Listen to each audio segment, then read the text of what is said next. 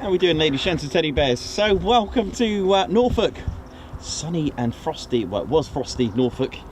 It is now a beautiful, beautiful day here at RAF Marham. And we've got a Beechcraft Shadow from Waddington. And I've got a funny feeling today we're going to see a lot of aircraft not from Marham, I think, today, the way it's going. I've been delaying it and delaying the start. The unfortunate sort of thing at the moment is the fact that we... Oi, oi, Biffer! There we go. We don't have any F-35s in this hangar here, and that's not to say there aren't any in the other hangar, but we do have RAF Waddington visiting.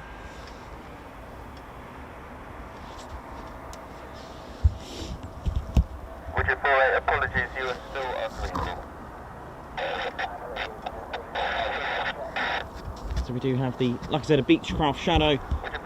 And look at this! Look! Look what's missing! We've got a lovely view of the tower. How about that, eh? Do you remember this green building that would sort of block our view? So we may get better, like, visuals of the departures now, which would be quite nice.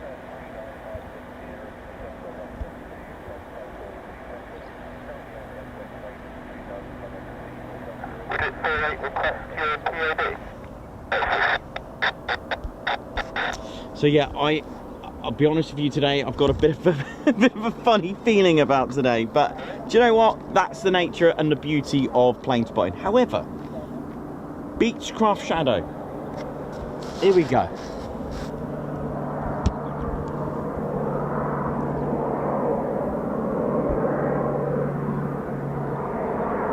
Thanks, Waddington, for sending this one over to us.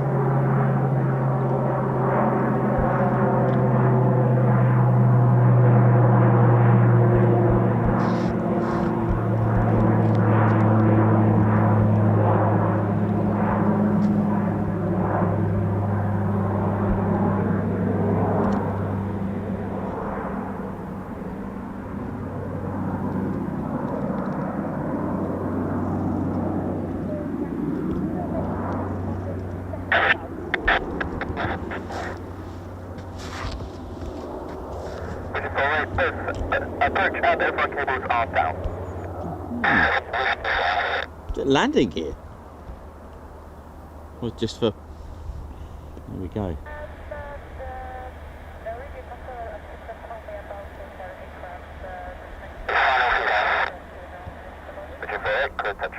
Oh, cool. Yeah, let's have some circuits. Why not? So the funny thing is, right, we've come to Marham and we've seen aircraft from Lakenheath and Mildenhall today. Well, technically not Lakenheath, they are from Mountain Home, but they departed from Lakenheath.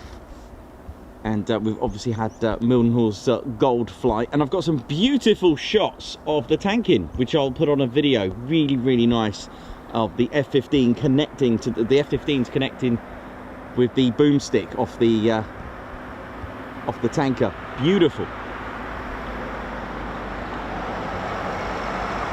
But how nice is this? The green building is gone.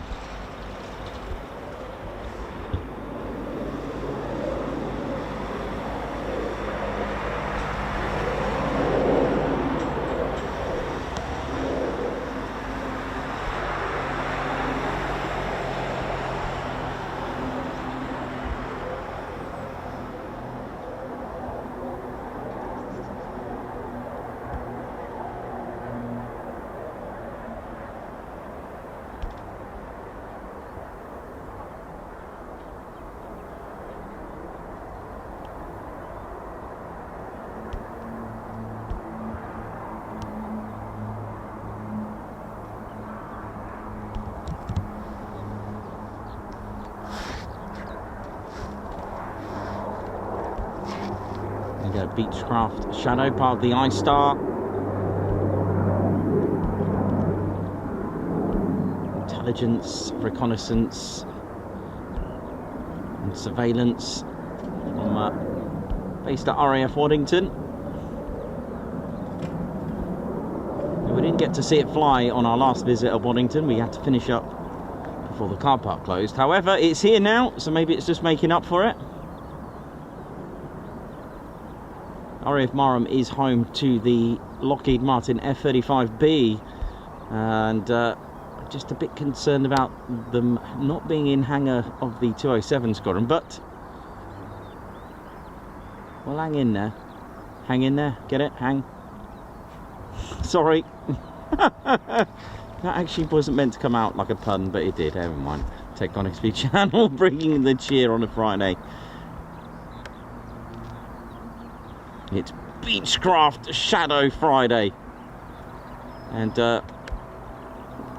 not to be mocked, because I can tell you now, the role of this aircraft is it's not what you'd think in its innocent looking livery.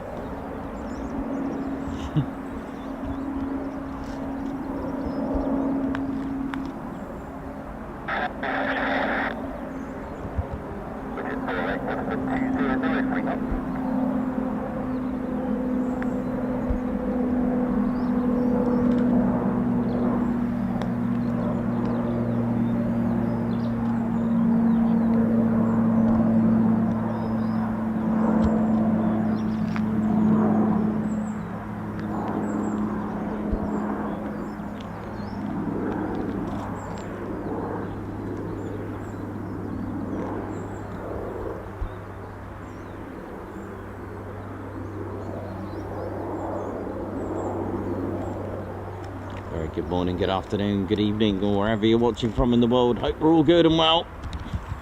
Take Coningsby channel live here at RAF Marham, and we're not sure what's happening with F-35Bs at the moment, but stay tuned.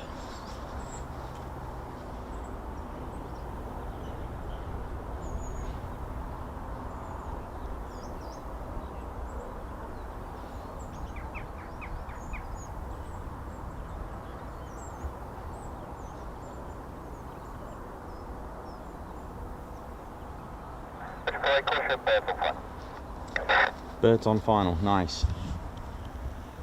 That's not what you want. There's been a lot of bird activity lately.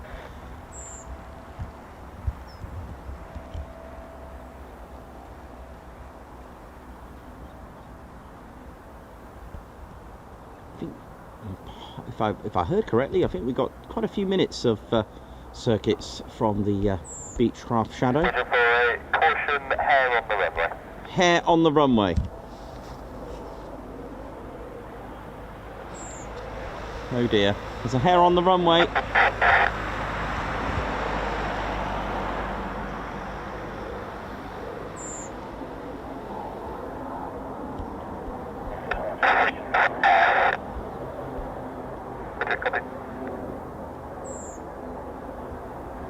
It's underneath the puppies.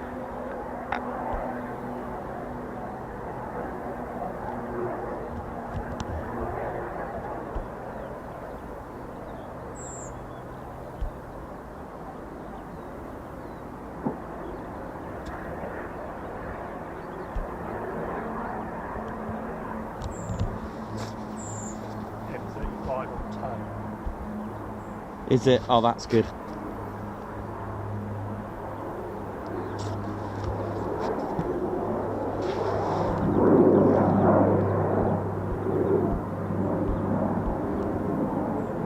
What, is it by the hangar?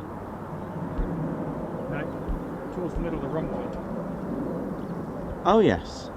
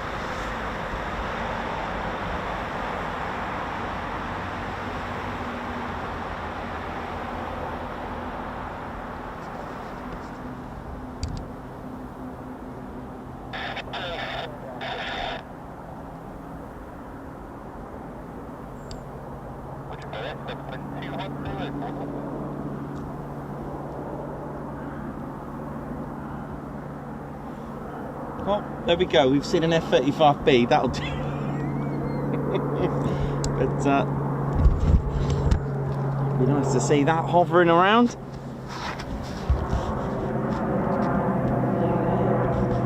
Welcome to RAF Marham, ladies, gents, teddy bears. Expect the unexpected here.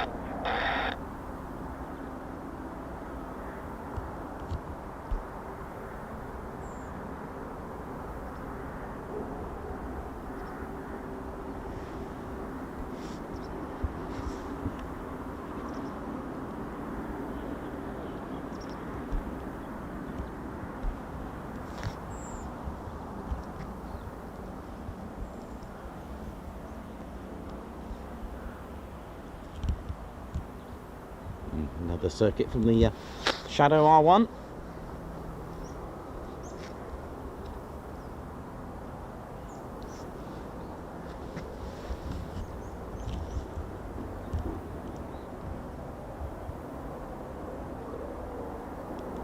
But isn't it cool that this temporary construction has gone? Look at this, we've got a better view now.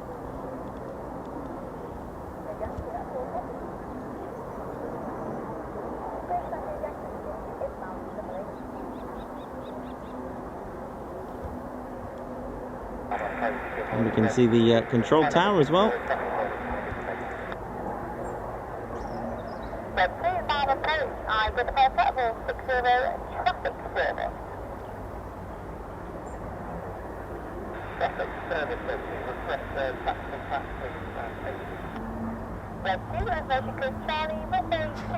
Red 2.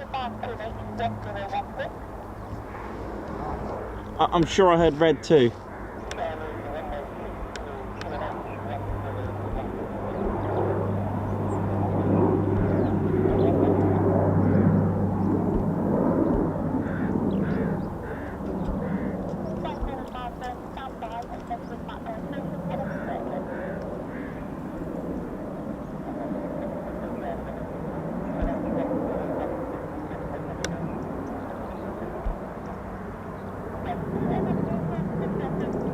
Yeah, Red 2. There was a red arrows around this area, I looked.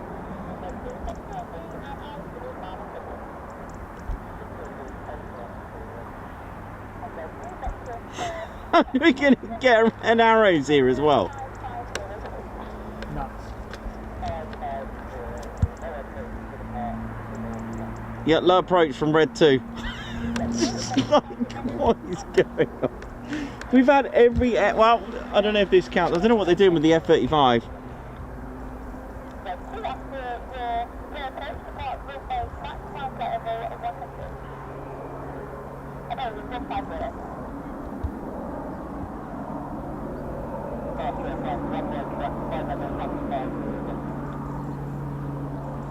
Oh, imagine if they're using this as the EOR. Yeah. Like the ramp, service. Oh. Sorry, wishful thinking, but you never know.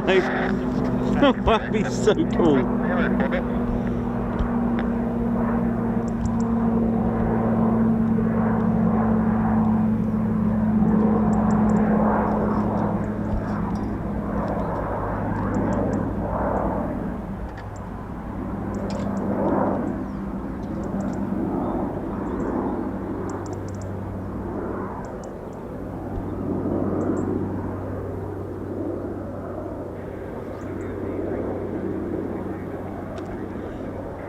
Can hear the. Where is it? Has it gone away? Did it have F-15s with it, or is it too high? Oh, right. Which you missed.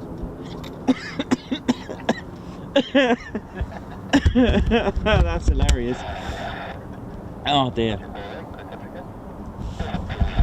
Yeah, if I heard that correctly, the widget is doing circuits for 20 minutes. Oh, right. If I heard that right.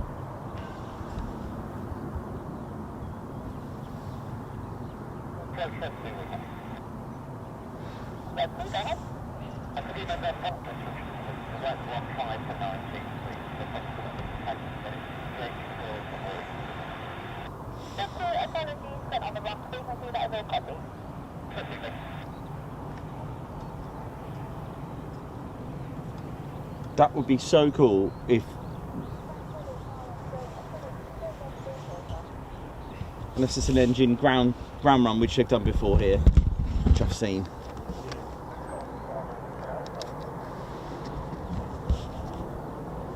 Another touch and go from the Beechcraft Shadow.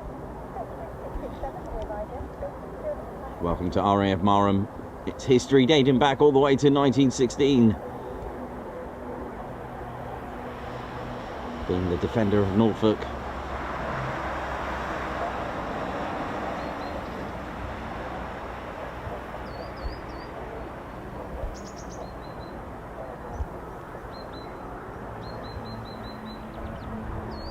Yeah, I mean, we seen it last time do an engine run there, so that's cool.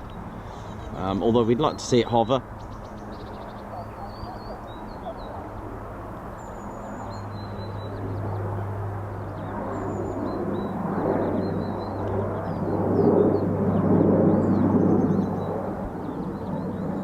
This is pretty much eyes and ears of the sky. Don't be fooled by its innocent looking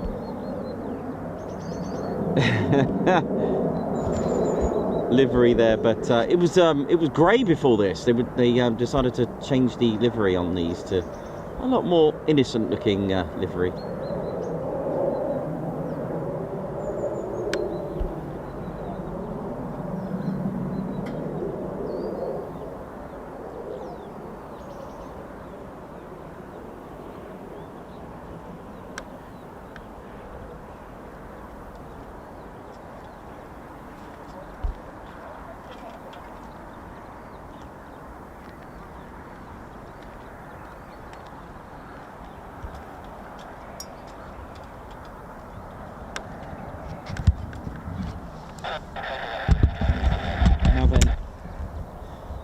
I won't stress enough of the type of aircraft that's on its way, which is technically a Hawk, or it is a Hawk, T1, and my reputation for missing them is quite high. So with the building gone now, I've got a little bit more chance, and it is red. So let's have it. It's usually the black ones that I used to miss, but well. Let's see how this goes.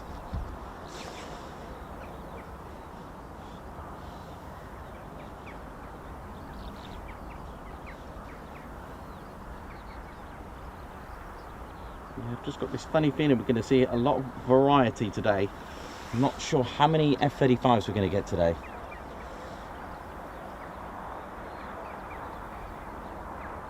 Looks potentially like an engine run. Hopefully with an afterburner, right? Come on.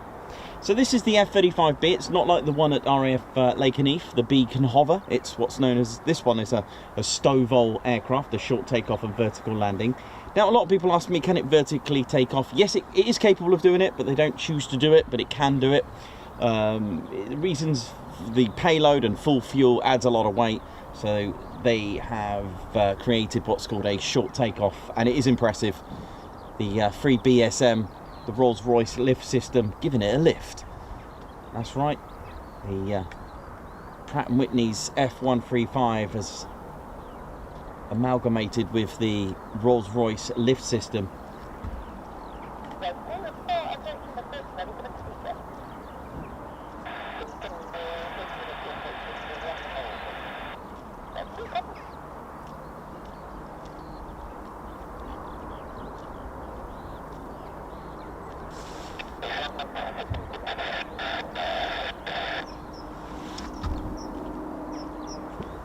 Oh, there it is. What's that one then?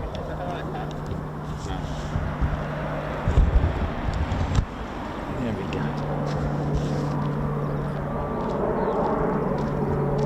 go. Morning. Well, not necessarily, but we hope for F-35s.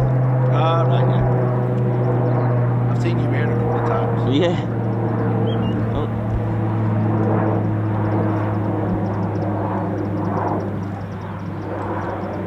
Are you in the RAF? No, just love aircraft. Yeah, don't blame you.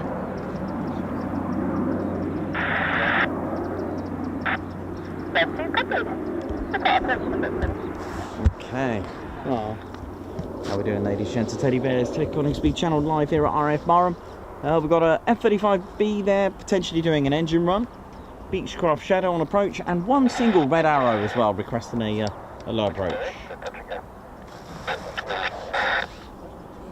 Yeah, it's beautiful, isn't it? It's a lovely morning. Yeah, it's really nice.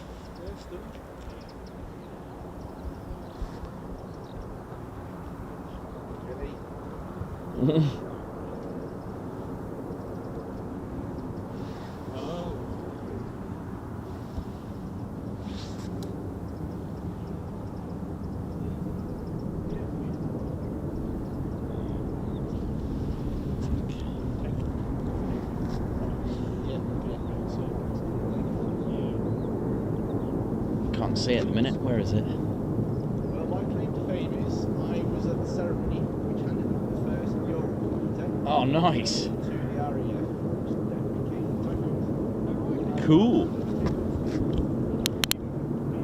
I worked for the RAF on the RAF side, and then I left the RAF and joined Wingy. Oh, nice.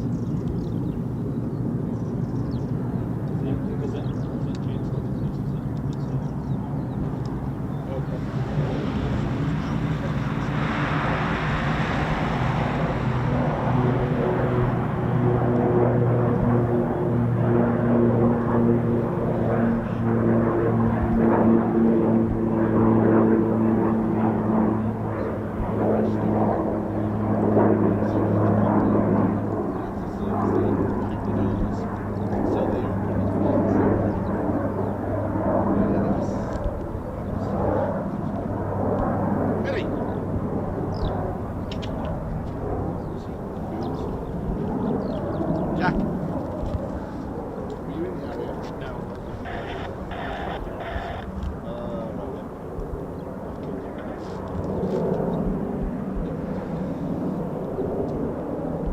Just an enthusiast.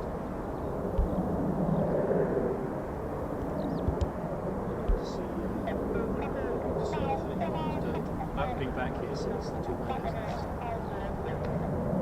Yeah. It's, even I had offers to fly in my car, and I've got I'll throw up. That's my biggest one right now.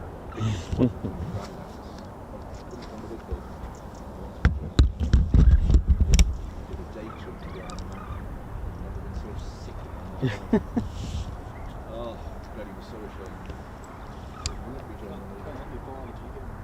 Well, Nelson had the worst seasickness ever, but I didn't want to put myself through it. Unless you've had seasickness, it's absolutely awful. You alright? Yeah, I was struggling.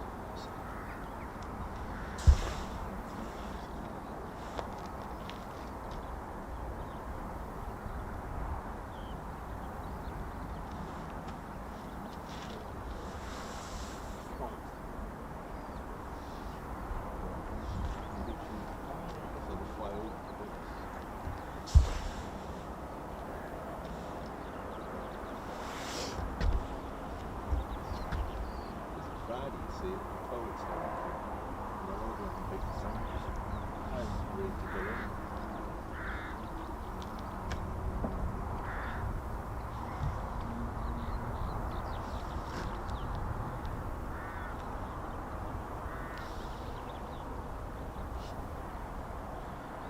Right, leave you to it. Have a good day. Yeah, thanks, man. Have a good one. Fingers crossed. Thank you. Yeah. All the best. All Thanks, very well. mate. Enjoy your weekend. Oh, there we go. Bye. Have a good one.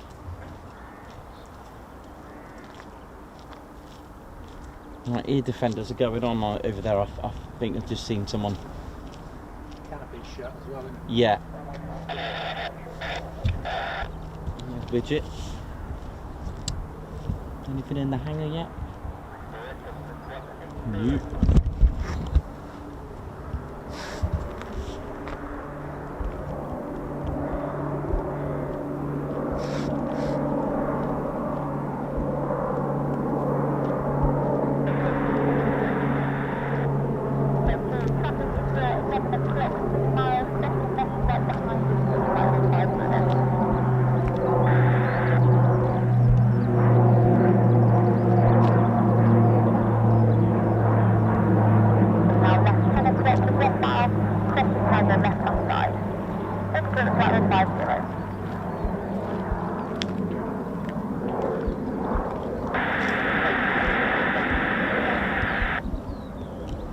Get out.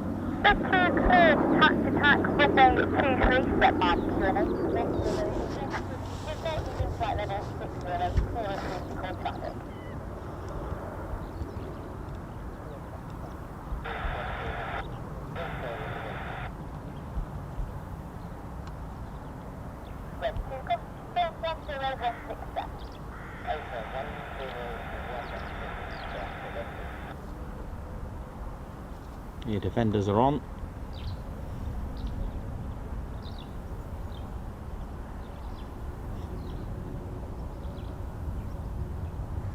Chocks are on.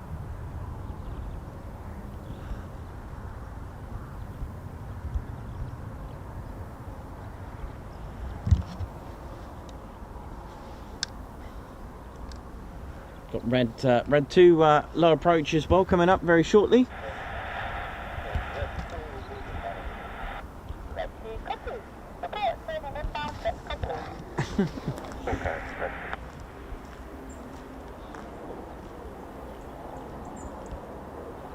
Isn't that so much better without that building in the way? Oh, that's cool. It's better than what... Oh. I think that F-35B is going to start up. Can hear something else in the skies.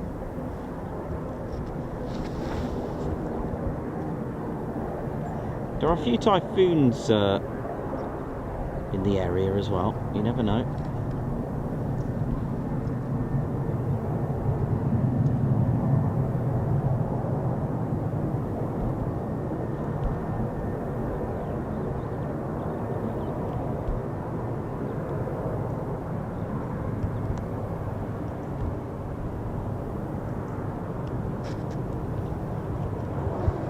Give the F-35 there now.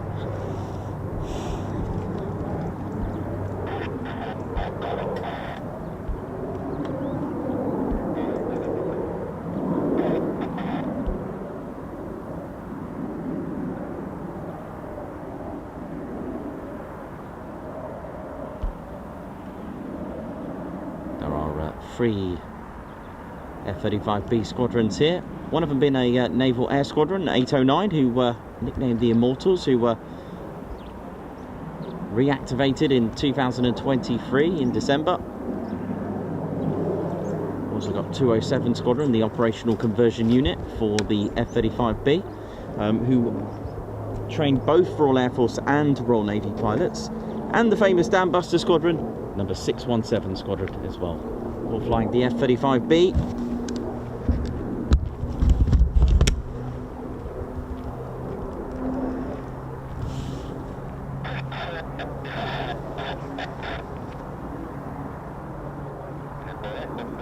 Nigel Broster, how you doing, man? Hope you're good. Campsford, buddy, what up? How are we all doing this morning?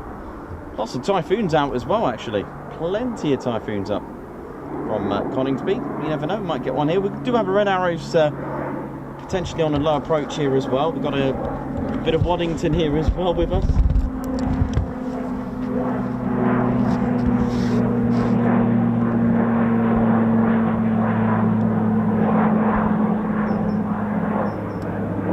I think it's going to be a fun day. A real fun day today with a mix, I think. I've got this funny feeling. It's Mix Up Friday, we're going to call this one today. We're at Marham and we don't have Marham's aircraft here. We have... But actually, they're both Waddington, coming to think of it. Red Arrow and the Beechcraft Shadow. Although we do have The F-35B here just looks like it's about to do a ground run. Oh, great timing!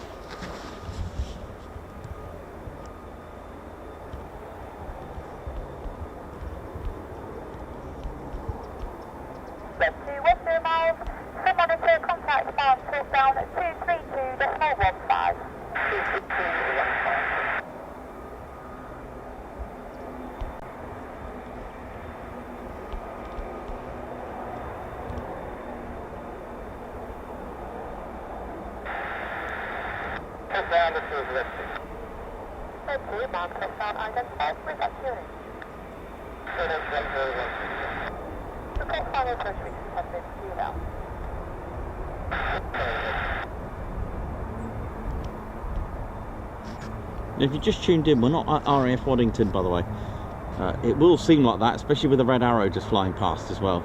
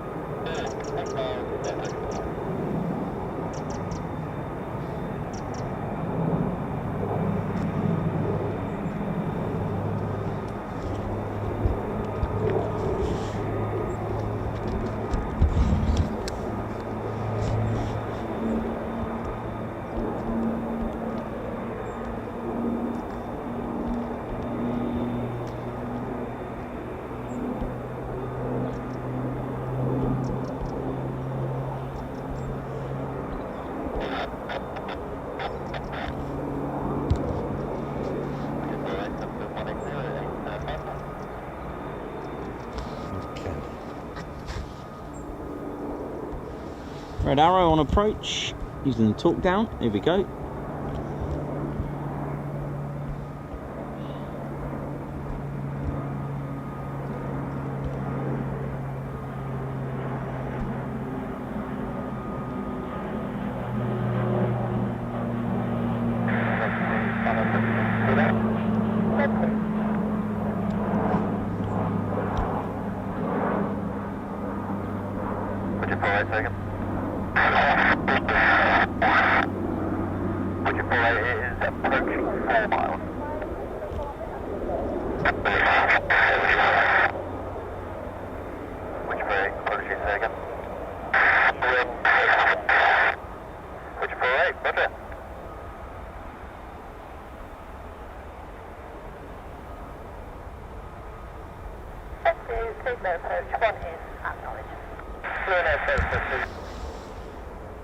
Two clear low approach.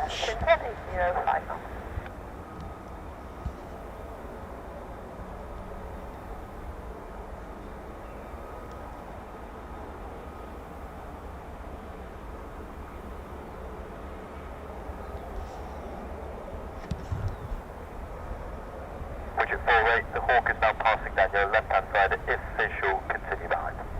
Visual,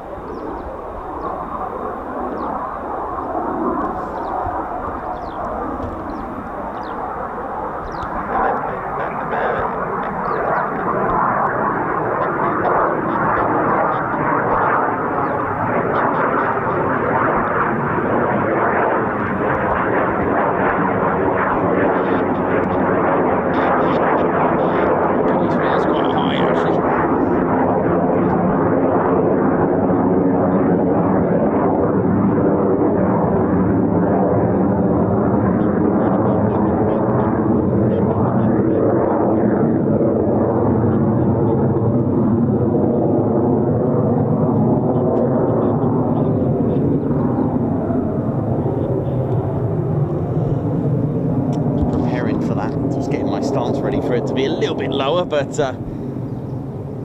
wasn't to be. No worries. So one red arrow, Beechcraft Circuits, F-35B ground run here.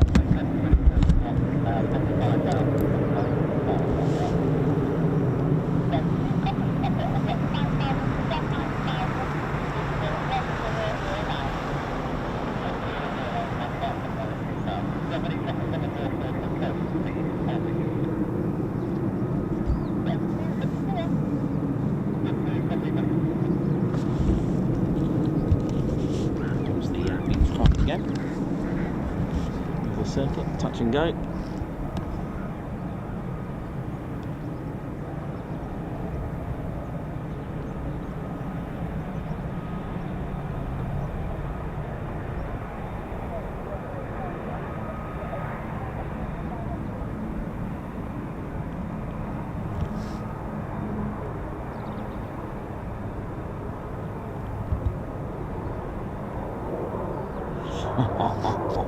Love shots like that. Skimming the F-35.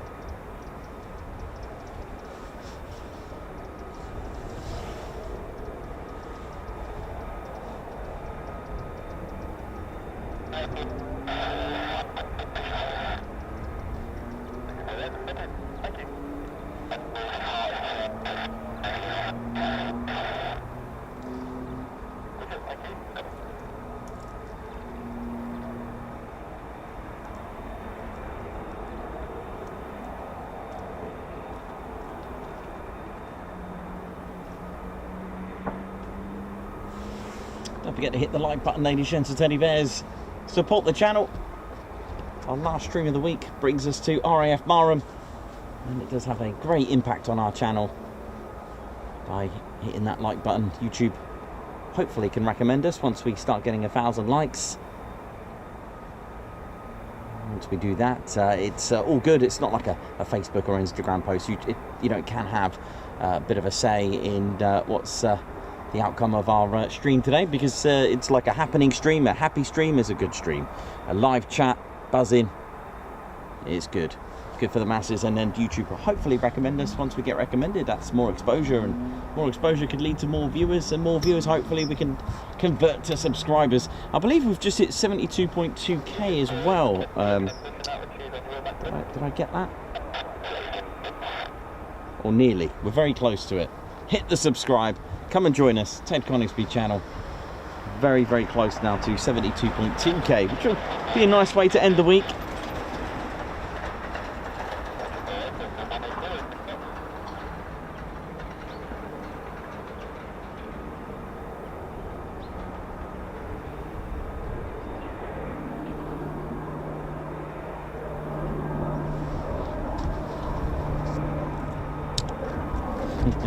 I think it's going to be Variety Friday today. I've got this funny feeling. Got a funny feeling. Which, you know what? You just expect the unexpected.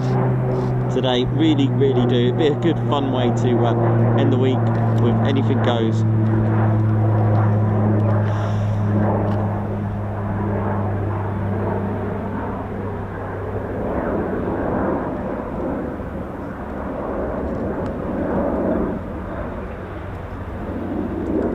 And at least, you know what, as a consolation, at least the F-35 is having the ground run here.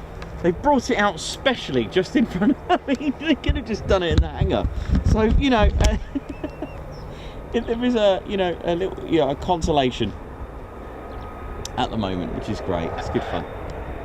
So we've had one red arrow at Beechcraft Circuits, and it has requested an extension on its circuits, its time here. So there we go, keeping us busy, keeping the stream fizzy.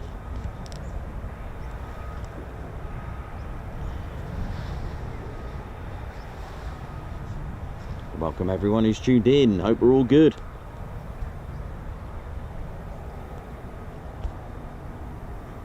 Ted's not even been on yet. It was one of those where I was thinking, did I hear that right, that it was going to be doing circuits? Had it just been just a low approach and that was the end of it, I was 50-50 whether I was going to start the stream. So Ted hasn't been on yet, so for those who love to see Ted, he will be on very shortly.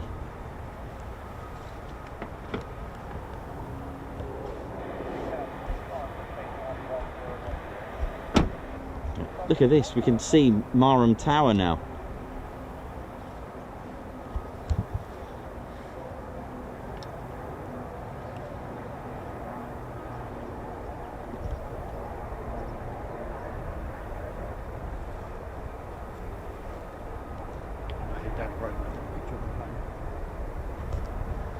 Are you okay? I'll be back. Yeah, that's cool.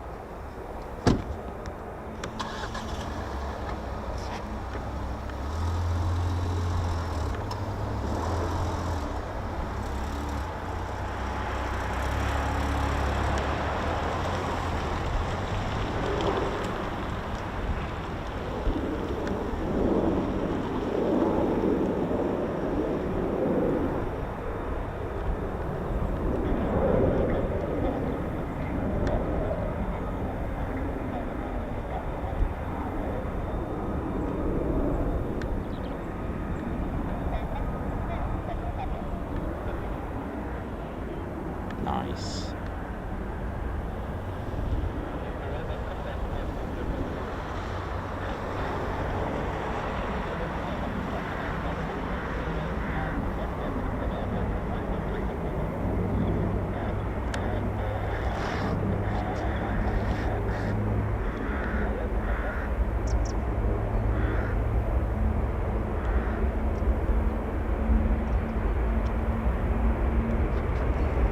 Making some noise.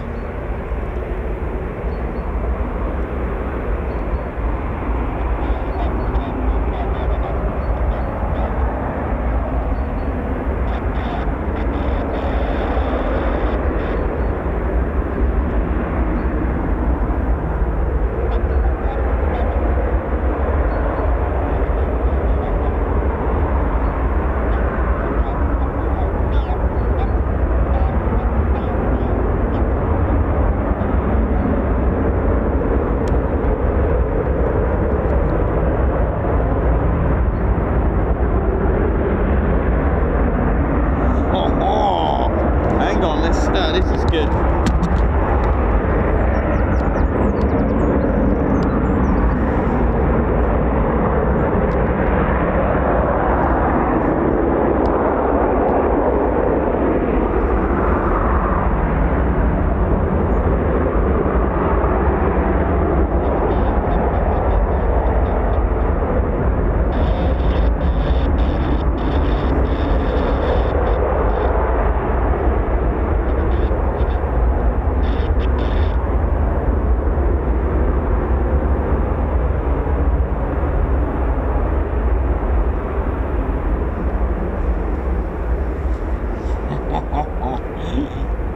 Do you know what I mean though? They could have done this somewhere not visible.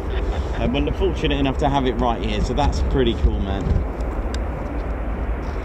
So I think this will be its last approach, the last circuit beautiful widget. That's the call sign, widget.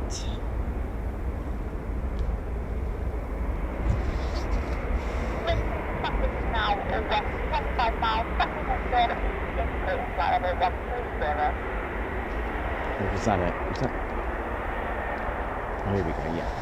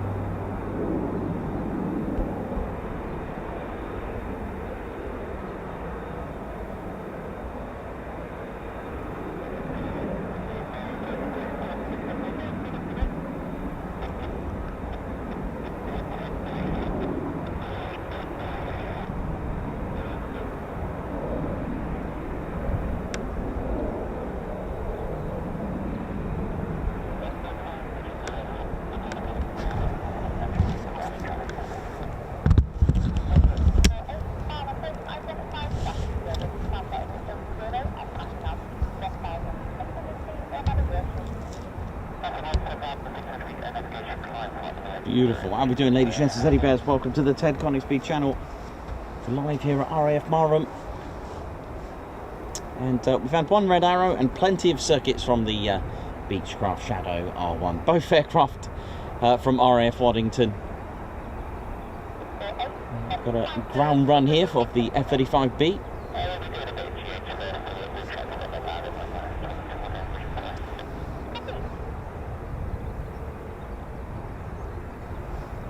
Welcome to the show, everyone. And finishing the week here.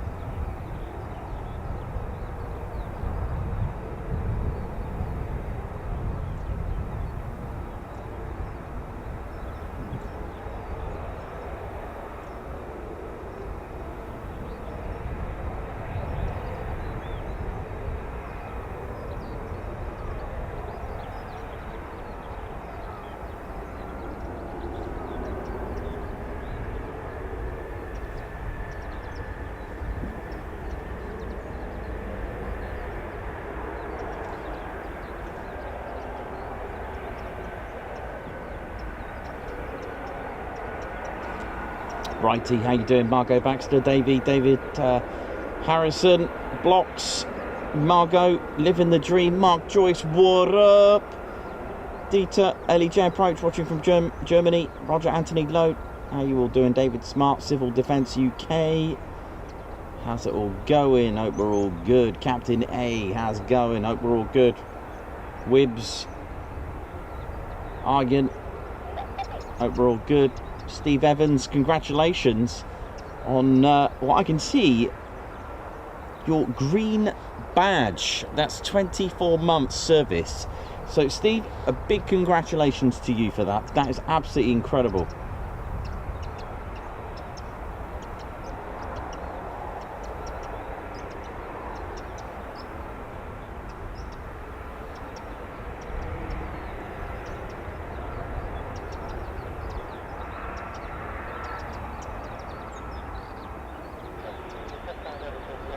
Oh, look at this! You are now about to get a bit of Rolls Royce action.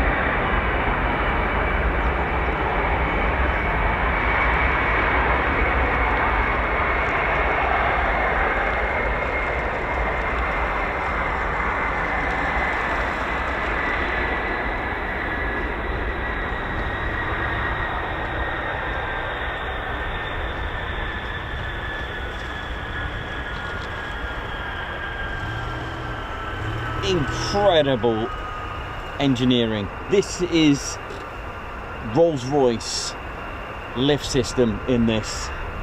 Rolls-Royce put the vertical lift in the F-35B, and it connects with the very front part of the Pratt & Whitney's F135 600 engine that goes into the F-35B. And the lift system is the only vertical lift technology for the fighter jets in the world in production, and it's got absolutely superb, unrivaled performance. This is Rolls-Royce lift system, and it's the latest and greatest digital control and fan system technology.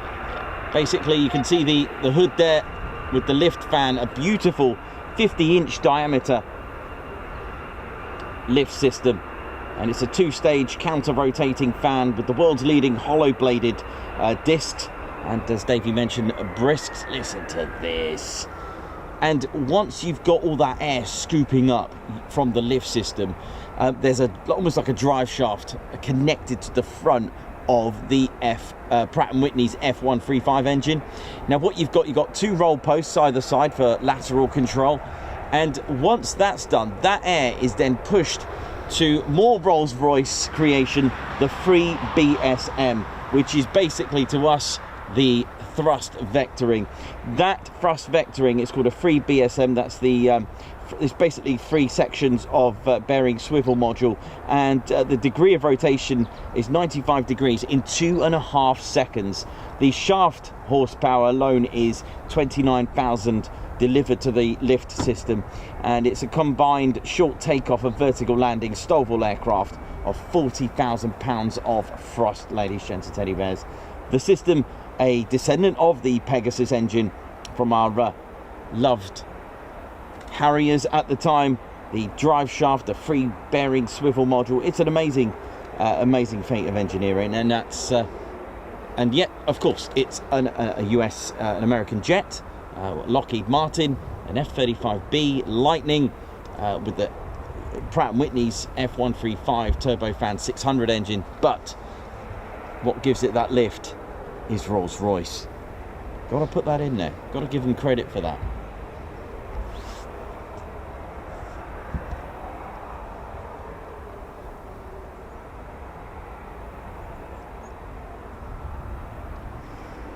And the other thing too, a little bit of a cool bit of info. Although officially it's called the Lockheed Martin F-35B Lightning 2, the Royal Air Force omit the 2. Why? Because it's the Royal Air Force's third Lightning. And don't forget, other air forces can call an aircraft anything they want, really. It's like the Eurofighter Typhoon, the F-2000A, and the Boeing Washingtons, which was the B-29 of the Royal Air Force, the Boeing Fortress, which was a B-17, that kind of thing. You can have different names for different aircraft. But the reason for omitting the 2 is because the very first Lightning in the Royal Air Force's inventory was during the Second World War, was the P-38s. P-38 Lightning.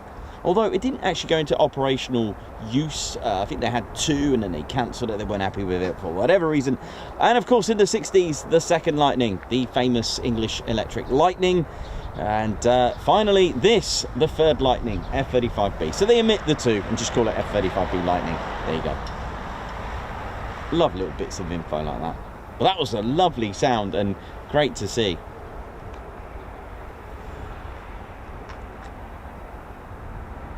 So the stream today has been very, very different already.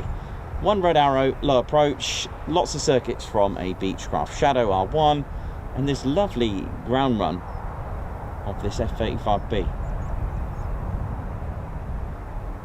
I mean, what a mix. Pratt & Whitney and Rolls-Royce joined together. Oh, oh. And of course, Lockheed Martin as well. Beautiful.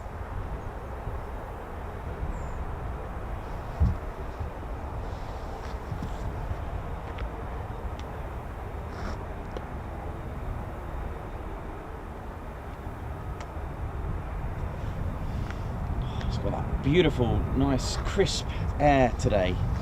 Beautiful, beautiful day. It's like a good January morning. This reminds me of being at Brize Norton one January. It was cold but sunny, and it was warm in the end. It was like 17 degrees in January. It was lovely. I'll tell you what, it was a few years back, but it was great. Oh, there comes the lift system. Oh, look at this, moving the free BSM.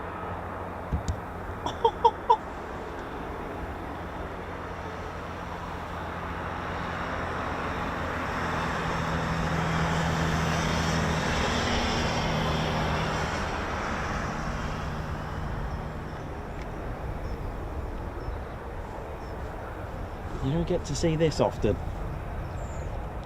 So, for those that just caught that, the free BSM was moving 2.5 seconds for a 95-degree angle. That's all it takes. 3-bearing swivel module. Or thrust vector. There we go. Can produce up to 20,000 pounds of cold thrust as well alone. It's incredible. It's a huge engine, the Pratt & Whitney's F135, and we've seen its performance with the F-35A.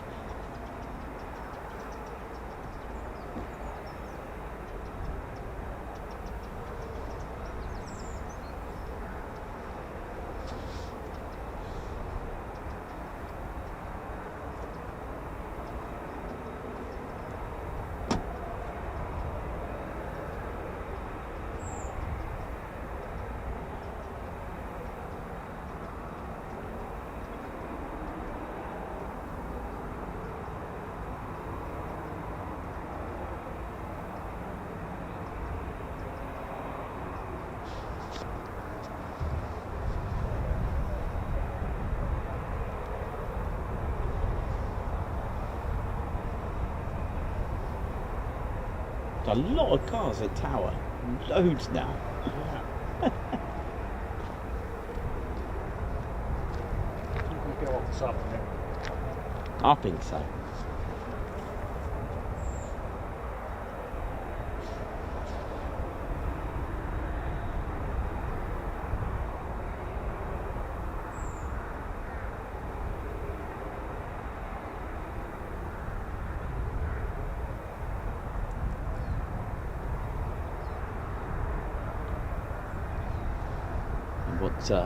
What I love about driving across the main road, past the main entrance. Well, actually, I can't remember what entrance that would be, but the entrance to the 5th gen. I love that. It's where the hangars are. It's got 5th gen starts here with big letters, and it's beautiful. And I've just recently seen the 809 Immortals. Squadron markings outside the main building for the F-35 crew, and I drove past in the last couple of weeks. I did spot that. See, I reasonably knew that it was 2023 December tail end, so it's, here we go. That's the end of that ground run. Beautiful.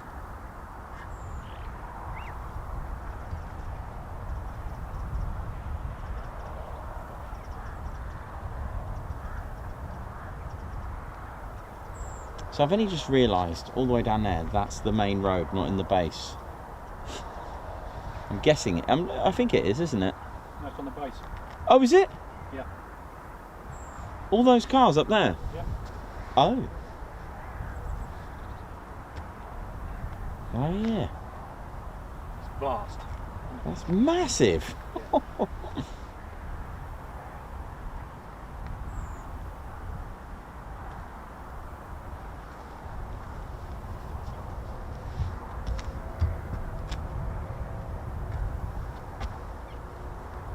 Wow. It is a huge, vast base. Of course, lots of history with the base, which we'll talk about later on.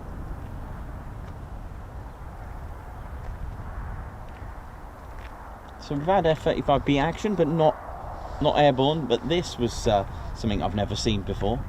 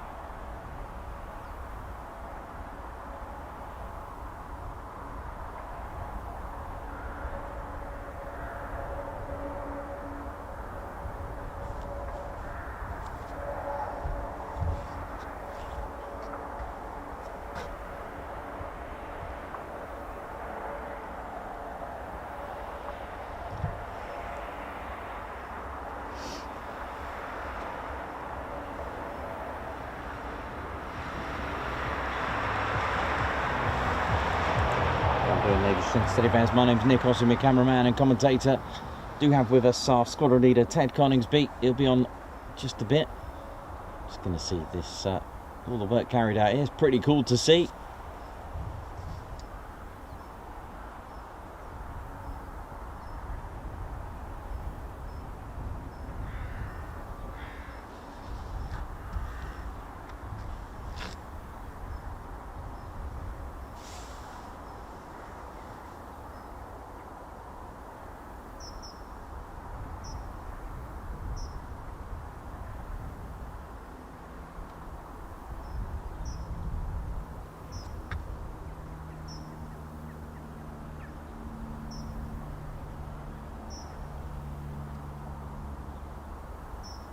Righty, how you doing? Davey, Mayhem, Marshy, how you doing? Oh yeah.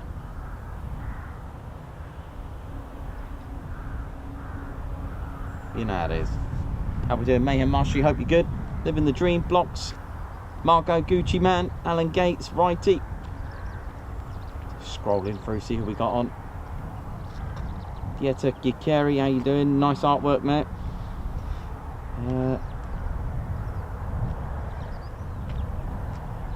Yeah, Sturfer, how you doing? Hope you're good, man. Yeah, no, definitely. Good advice. Hit the like button, ladies, gents, teddy bears. Sean Oliver, how's it going?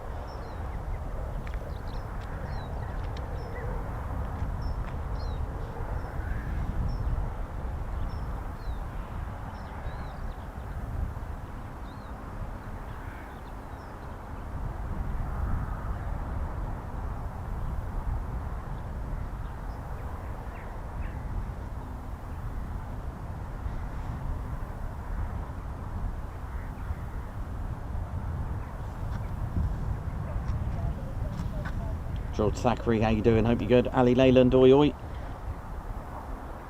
Alan Burden, how's it going? Ali Leyland, hope you're good as well. Right, so yeah, it's been a fun start with circuits from the Beechcraft Shadow from RAF Waddington, and then Red 2, just low approach in the area. What else are we going to get today? Well, if 207 aren't going to be playing today, we do have 617 and 809.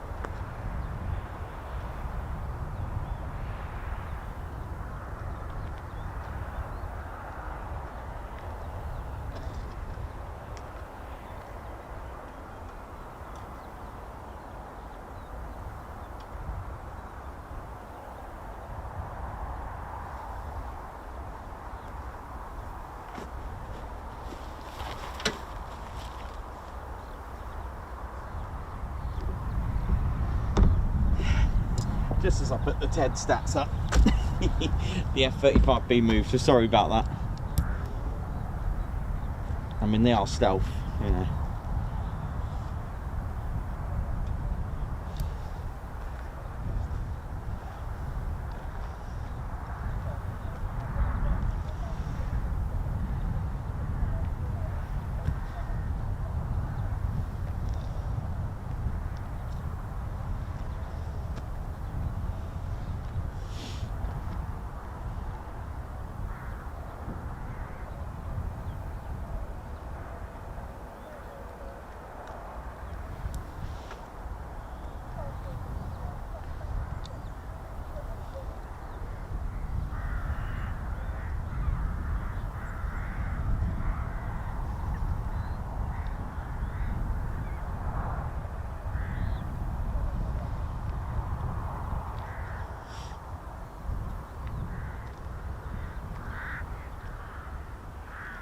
pretty cool that the canopy opens sort of, how do I explain, what shall I say, outwards rather than inwards. Does that make sense?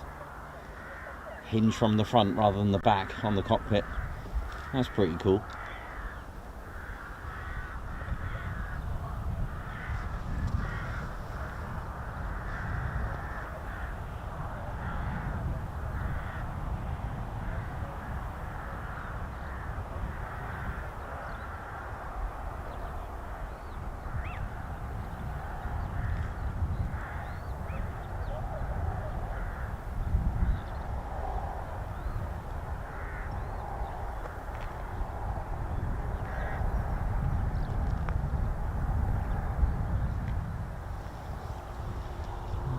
What's this?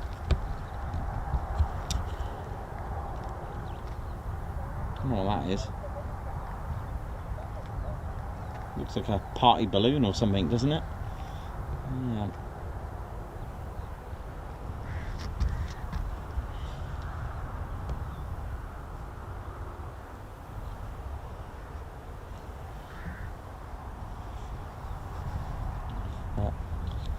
If you're tuned in, Marham, there's a bit of FOD there.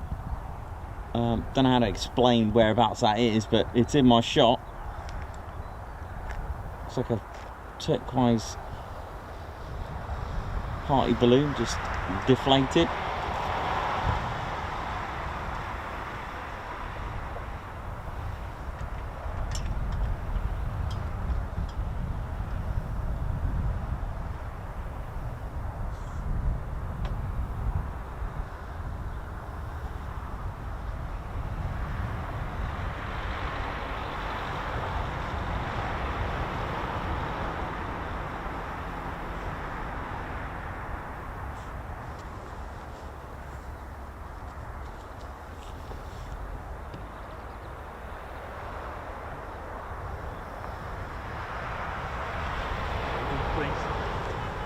Yeah, actually I need to tell them about that FOD because there's a... They clearly listened to me.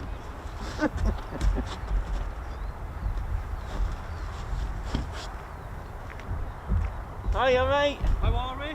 How's it going? Getting some good pictures today? Yes. Yeah. They weren't flat, I don't think they flew much yesterday, so you picked a good day I think. Oh, okay. Are they flying now, are they? I don't know. Not at the moment. I'm sure I've just seen one on the taxiway though. Yeah. You picked a good day, I think yesterday they were a bit quiet. So. Okay. Yeah. Alright. Yeah, not bad up there. Nice to meet you. Ben? Yeah. Yeah. Yeah, not bad.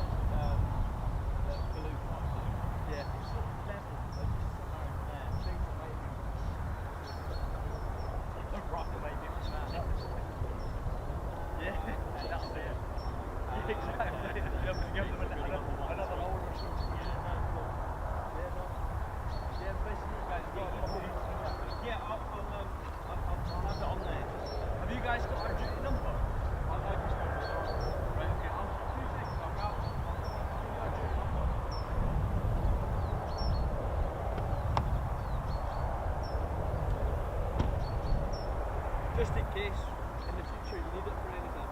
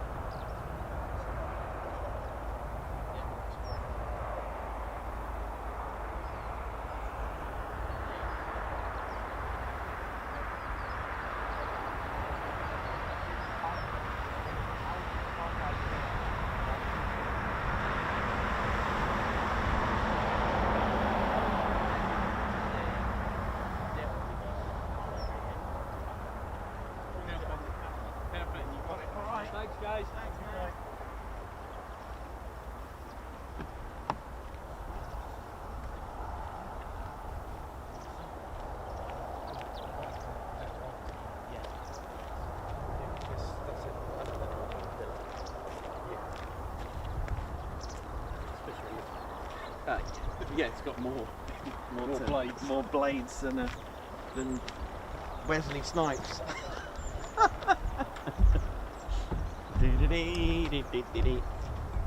Oh, sorry about that, ladies and gentlemen, but duty calls, of course. So I've got to. Right, where is that? And there it is.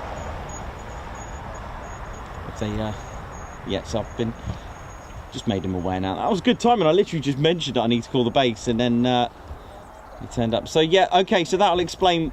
Yeah, so I don't think we're going to have 207 Squadron flying today.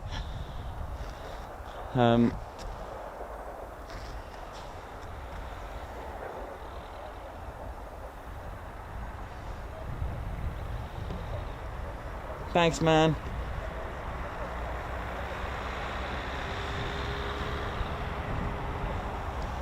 Yeah, so that explains the empty hangar. Oh.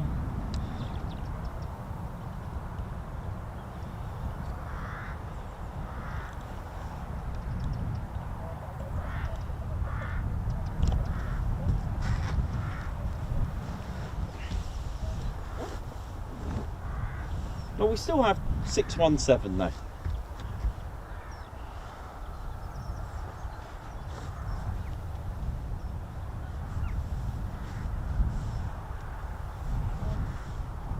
Ted raising the flag for Norfolk here. There's our squadron leader, Ted Coningsby. Here he is. In memory of Mike Hudson. This flag in tribute to him.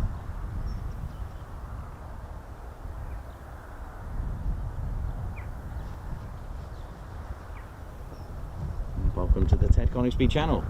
How we doing? Right, let's yeah, so we've got a bit of a funny challenge then. So we've got one squadron that's probably not flying today. We'll see. How we doing? My name's Nick, I'm your cameraman and commentator. How are we all doing? I think that's the right way. Yeah, there we go. Whew, wow, there we go. Hope we're all good and enjoying the show so far. Lovely ground run though from the F-35B. Not seen it like that before when we had the lift system activated and the free BSM as well. That was quite nice to see. It was really, really good. And yeah, welcome to the show. Nice crisp morning. Okay, we haven't had an F-35B flying just yet, but fingers crossed we'll get one for you. All we need is a vertical landing, eh? That would be superb, and it's a lovely day. And you may have noticed that the building is gone that used to be in our way here, so that's a good one. Yep, so lots of circus from Beechcraft Shadow, a one red arrow low approach as well. You never know what you're going to get with military aviation. That's the beauty of it. Like I've always said, you can get quiet days and you can get busy days. And you never know. You could be waiting for hours and then suddenly it just erupts with lots of movement. So that's something to, always bear that in mind, literally. Don't ever feel bad because you should have gone somewhere else. It's just the way it is, because you're going to get lucky at some point. You just keep going. The more you do it, the more you go, you're bound to come across a good day, right? So, but treat every day as a good day. You're out, it's fresh air, it's beautiful. Having a good time, relax, bring lots of salmon or whatever. Bring lots of food, bring a bag, and just put your rubbish in and have a good time. This is the thing. Got to enjoy it. Got to enjoy what you do. Just enjoy it. I mean, lovely day today, really is. It's got that lovely winter's morning. It had that also autumnal feel as well, of that mist and sun. It's just lovely. This sun, there's no clouds, so although it's cold, there's hardly any wind, and that sun just sort of warms you up just right. It's perfect. It really is really good. And like I said, don't ever feel bad because you should have gone somewhere here, somewhere there. You're gonna come across a good day. You just keep going. Don't worry, just enjoy the day. And like many of you say, it's not what you get, it's who you're with. We could be at Whole Beach and see nothing, and we'll still, look at it. Mildenhall, one departure, 1,000 likes, and we all had a good time. It was brilliant. So yeah, all is good. So Ted and I are just gonna have a cup of tea, maybe. Mind you, I opened that cup of tea and there was all sorts of things going on, so maybe I'll do that again. So that'll be quite good. Okay, ladies, gents, teddy bears, thank you very much for the second. And just gonna go and have a quick tea break, and hopefully we'll get an F-35B. But yeah, it looks like 207 must have had a good time, because there's nothing in there. Oh dear, I did find that a bit odd that there wasn't anything in that hangar, but don't worry, there are other places the F-35s hang out. Sorry, that was bad. I know, that was really bad, but there we go. But yeah, chill for a sec. I'm just going to go and grab a cup of tea, and yeah, stay tuned. You never know what else we're going to get. Plenty of foons out. One might do a low approach, and I'll tell you what, just in case they are tuned in to Marham Tower, because I made them aware of the FOD. You know, at the end of the day, well spotted. It is a silver foil party balloon sort of style. It's just there. But yeah, you don't want that going on the runway, and you certainly don't want that to get ingested by an engine, because it's, yeah, ouch. But thanks all of you for tuning in. You know how it can be at Marham. It can be very slow at the best, you know, at the most of the times. But we've had some cracker days. We've had ones where, you know, these scenes were just non-stop. So, you know, just seeing one of the Reggies go flying there. It's home also to the RAF regiment here as well. And we'll talk about all the units that are based here. But in the meantime, oh, by the way, just quickly, just so I can show you once more. Look at this. It's gone. And you can see the tower. It's a stunning tower, isn't it? Look at it. Cool.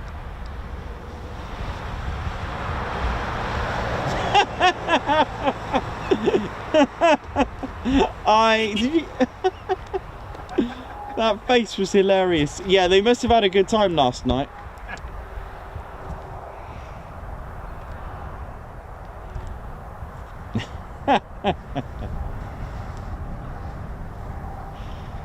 Right, be right back. Gonna grab a cup of tea.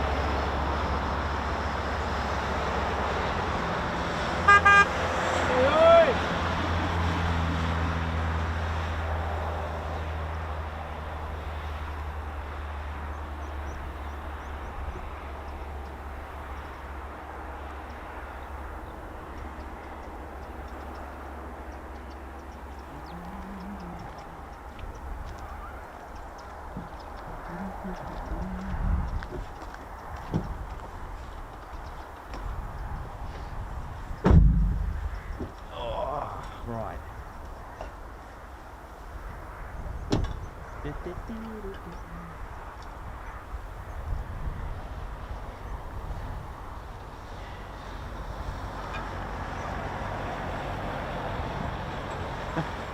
How the ground crew breaking up now? And their adventurers there now.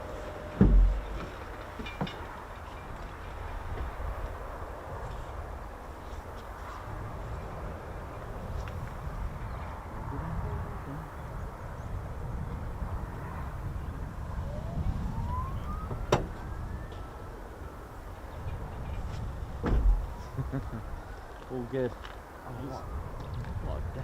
It's beautiful, isn't it? Amazing.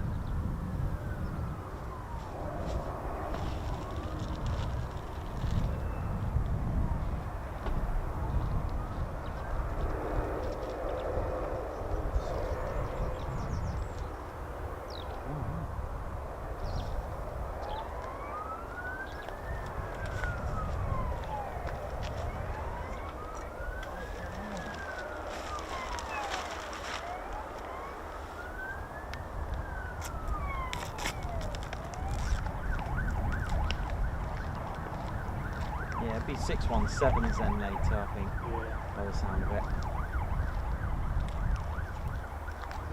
207 would definitely be on it.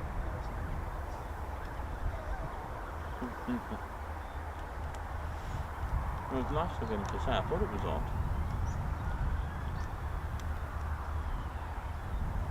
Can't even see into the cluster. That's the road you can't see.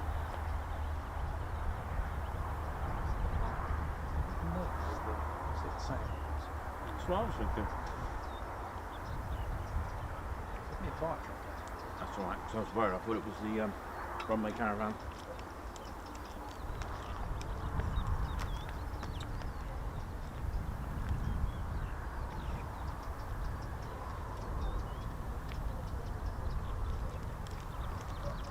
They literally break, as you've seen. They break right here. It's really cool. It's toying up. Hopefully they'll go up. Nice down to the break. Go down there for that. I was thinking that, what are you going to do? I'm glad it went down there because that was the last. No, I was like, oh no. He said it's the last one.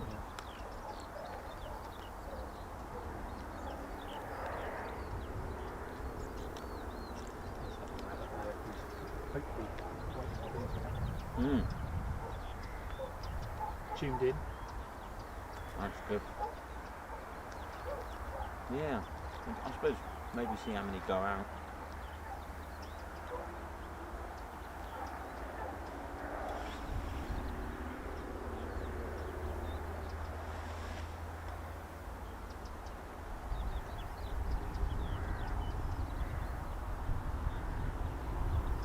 There's not a cloud in front.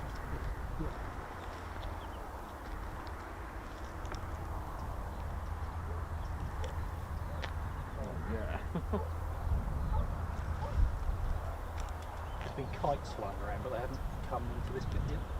Nothing wanted here.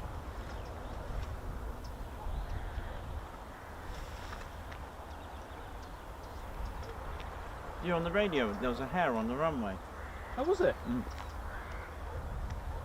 And it went under the pappy lights.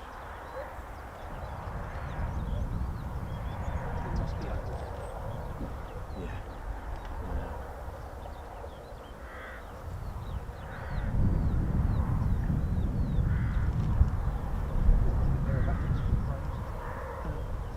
Alright.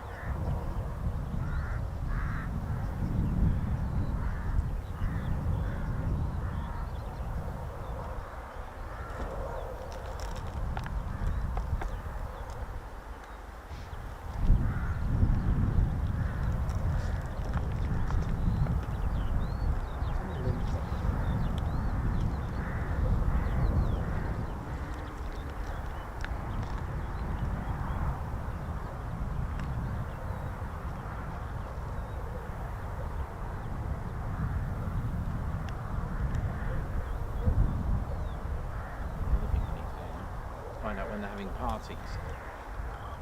I don't want an invite, I just want to know whether you're having a party.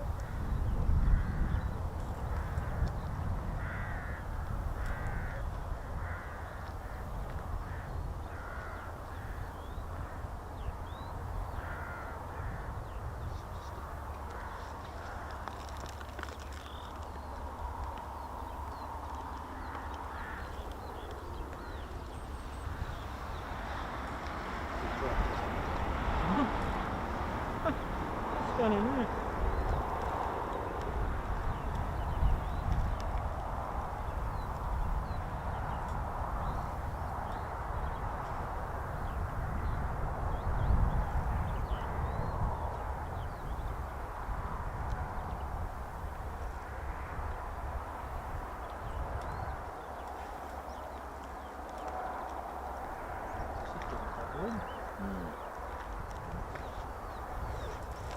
these hoodies are excellent.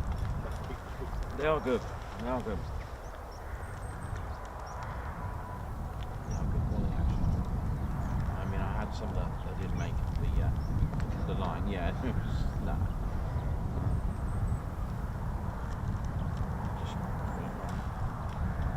What can you get from people? Yeah, they're not cheap, but they're good.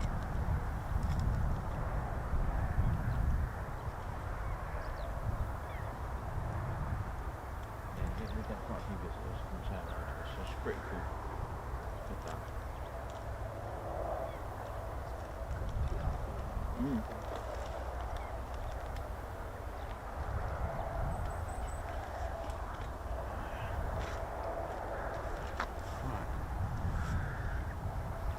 Don't knock yourself out with it today. Don't knock yourself out with it today. That was brilliant, that was.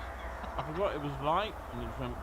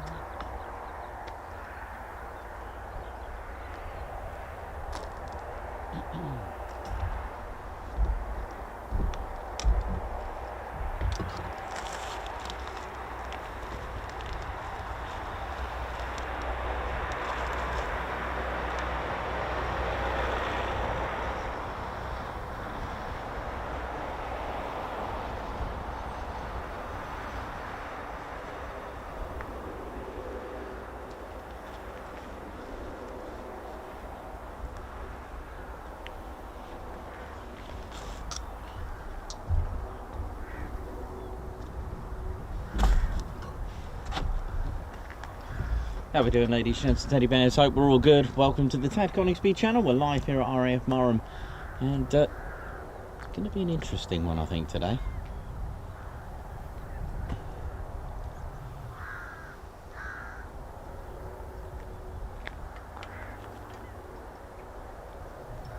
Oh look, the caravan's taken away. Look. There's one. They're getting less and less. I think your boats have moved down the road. I saw them in a pound down that way. We're obviously doing something here Yeah. to get rid of that. Maybe they're all been told to. They've got to claim their. Is that like a burger van there, isn't it? Oh yeah.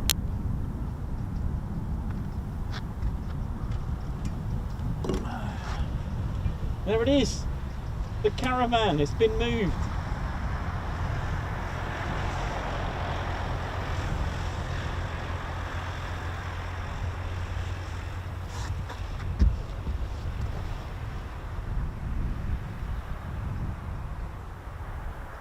Here's your airfield maintenance people.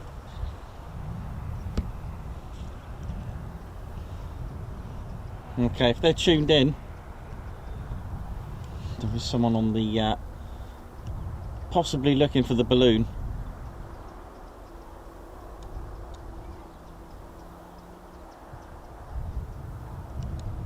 Oh, he's going for it.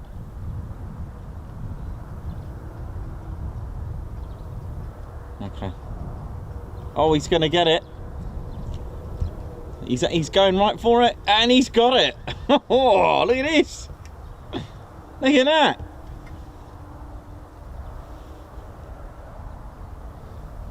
Good spot. Beautiful. Spot. That was good, man. Yeah. That was awesome. That didn't take long to get rid of that. Because obviously, trying to find a balloon like that, and they don't know whereabouts, it could be anywhere. The vastness of this base is horrendous. And just to let the base know, it's not mine, by the way. There's just right, well there we go. Because FOD is dangerous. There's a FOD checkpoint here. Look, you can see vehicles and tyres to be checked for loose articles before proceeding. There's even a you got a litter bin there. There's even little, where was it? Little canisters. Please pick up. Look at this. Oh, what we got here? Massive hair. Look at it. Goodness me. Look at him. One was on the runway today.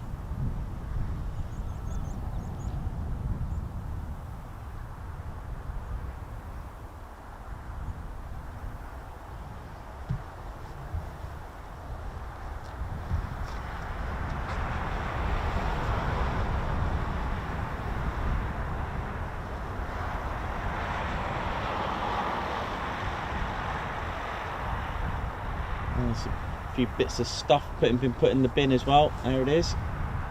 There's a lot going on, isn't it? What's this hair doing?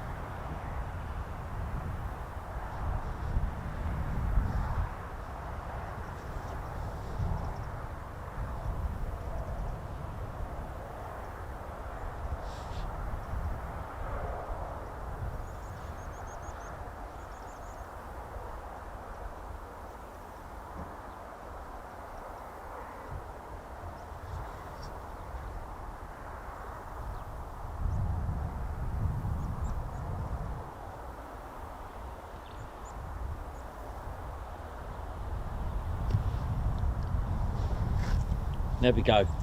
See, that's all you need to do, just contact the base. It was quite coincidental then, because I did mention on the stream if they're tuned in, and then within minutes we had someone at the gate,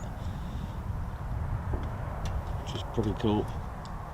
It's going to be a quiet one, unfortunately, I think, because we've got one squadron that's probably not going to be flying today. Oh dear, that's the way it is. But there we go.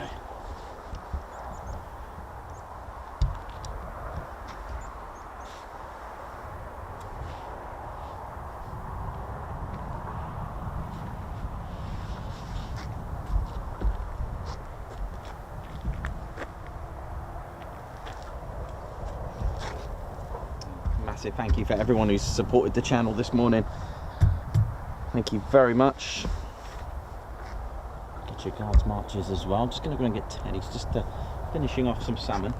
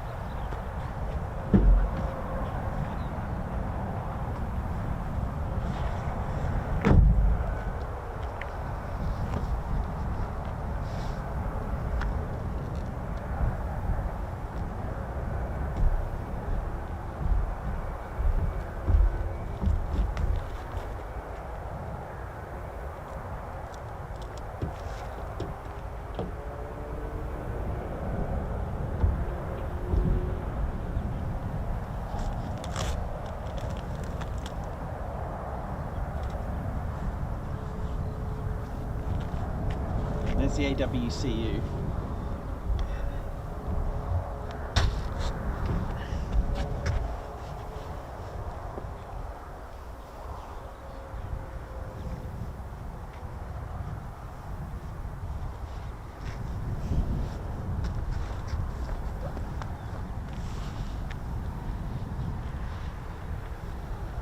Oh, please come this way, please come this way. Come on. If he does, he might let us in on something. AWCU. Ah! Come on. He's disappeared.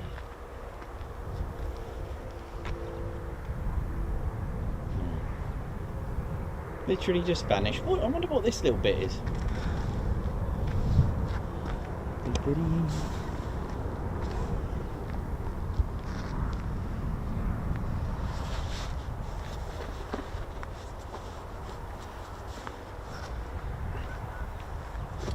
I've done with my... Sorry. Yeah, there we go. It's just right. How are we doing, ladies, gents, teddy bears? And yeah, so nice one, Andrew Peacock, who first spotted the FOD, the balloon. That was really cool. Nice one. Well done, Andrew Peacock. Guards march for that. So nice one. Well done. See that teamwork? All of us got involved there, and well, saved an F-35 or any aircraft, as a matter of fact, because it could have gone onto the runway. And guards march for Margot Baxter. Oi oi, Ted Coningsby. Absolutely fantastic streams this week. Thank you. They cheer everyone up. Legend. Thank you very much. Absolutely. Thank you very much, Margot. Simon Watchorn gifting 10 Ted Coningsby memberships. Man, thank you very much. High five and a Guards March, man. Thank you so much. Simon Watchorn. Thank you for that. Who's that? Newest member of the Spanner Flight team. Steve Evans, member for 24 months. Hello, 2 years of the best TCS family. Thank you very much. And I believe you are the first green badge I've seen on the chats. By the way, there are others that have achieved their green badges, but you're the only one I've ever seen actually on the chats. If you are an owner of the loyalty green badge for 24 months of service, then give us a shout, say hello, oi oi, you know how it is. So nice one, Steve Evans. Thank you for supporting the channel for 2 years. Thank you so much. Mark H reaching a milestone of 6 months. Thanks to the Spanner crew keeping us sweet and neat. Thank you very much. Guards March. Wee Stevie Boy, thank you very much for the super. Guards March, thank you very much. Oh, hang on, we've got another one. Another 24 months here. Steve Sedman. Oi, oi, and happy birthday. First of all, happy birthday, Steve Sedman. And secondly, 2 years today. 2 in a row. Look at this. Amazing. Joining at the same time. That's fantastic. Nice one, Steve. And both called Steve. Oh, that's brilliant. The 2 Steves reaching 24 months. Thank you. Also, living the dream. Oi, oi, everyone, and hope you're all good and well. High fives to those who need it now. Stay strong, positive, and remember the TCS family is here for you all. Stay safe and hope everyone has a fab day, a fab weekend, sorry, and keep living the dream. Nicely said. Thanks a lot, Mark. Keeping our roads sweet and neat as well. Hang on, there's another 24-month celebration here. So Paul Harris is well. Paul, nice one. So that's 3 green badges. 3. So Paul, Guards March, and thank you for your 2 years service. Got Civil Defence UK who's put very good morning all from my nice warm guardhouse in Cumbermere Barracks, Windsor. Josh H, Guards March. Margot, thank you very much for the super. Guards March. AD Causa, Guards March, thank you very much for the super as well. David Harrison, high five. Thank you for joining the Ted Coningsby Squadron. Thank you very much. Mickey, Guards March as well. Thank you for joining us with a super chat. Dan Mason, high five. Thank you for joining the Ted Coningsby Squadron. And Civil Defence UK, I seem to recall from an old stream, Ted likes salmon. So, for Ted Salmon Fund, thank you very much. Thanks a lot, Josh. Wee Stevie Boy, F-35 is now my fave. Nice one. Guards March, thank you very much. They are a great jet. They are a great aircraft. And Chris Austin, member for 5 months. Oi, oi, 5 months and counting. Oh, yeah. Guards March. Margot, Margot Baxter's put best wishes to everyone celebrating a birthday, anniversary or retirement. For everyone to have a super weekend. Nicely said. Guards March. Keith Smith, oi oi Nikos, Ted, Claire Bear, Spanner crew and all you lovely lot in chat. That's cool. Nice one, Keith. Guards March to you. Oh yeah. Ali Leyland, thank you for yet another amazing week. Have a couple on me over the weekend. Thanks a lot, Ali. I will. I'll do what 207 do.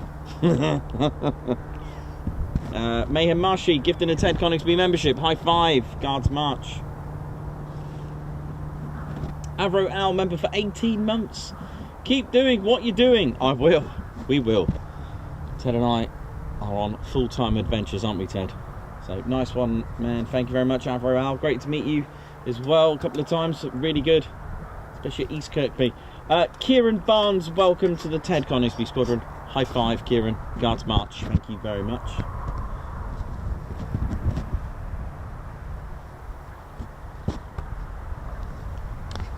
There we go. So good teamwork today, everyone. Andrew Peacock, thank you very much for letting us know and sending the message that you spotted something on the runway, or sorry, on the airfield. Oh wow, look. Is that a Kestrel? Kestrel. Nice. The raptor of the day. Something's been dismantled over there.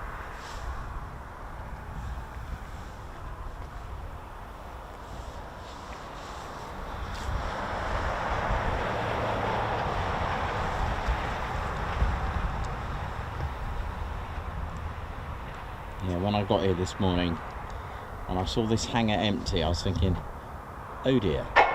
Oh. Maybe some scaffolding in the truck. I hope it's not falling apart. I hope it's all right. Where are they going?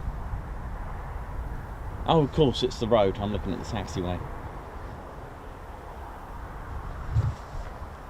The AWCU's just done our sweep of the taxiway as well. Yeah. Oh, I think it's going to be an afternoon 617. I think so. Because I've seen.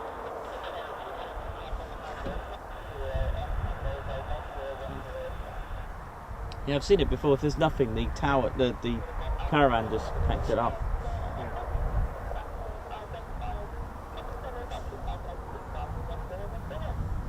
Got rid of all the crows.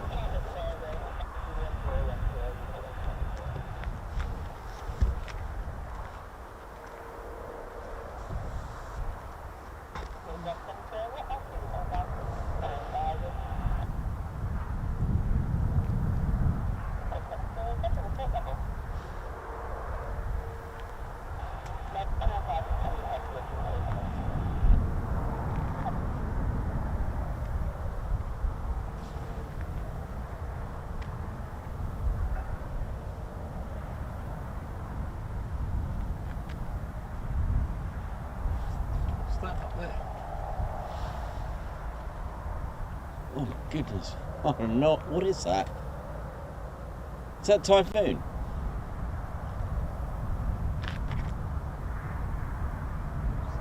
That is a fighter jet, isn't it? Yeah.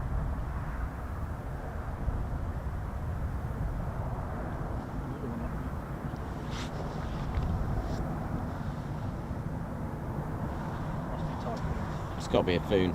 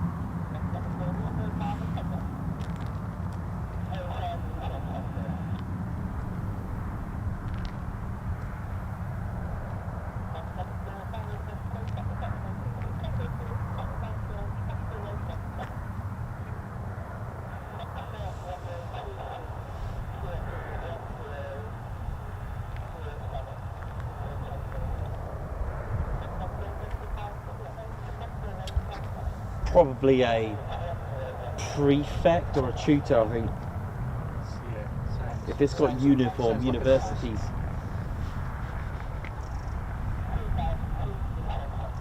Yeah, it's a Grob tutor. Probably from Wittering. Let's have a look. Yeah, Wittering. We got Wittering in the house. Come on. Hey. Touch and go. Go on, Wittering.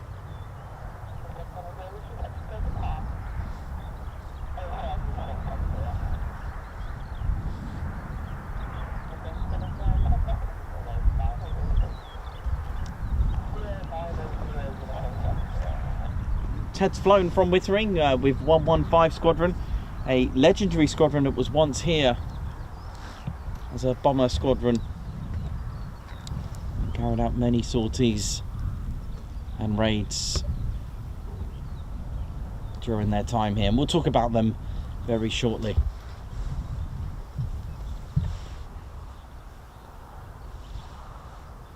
I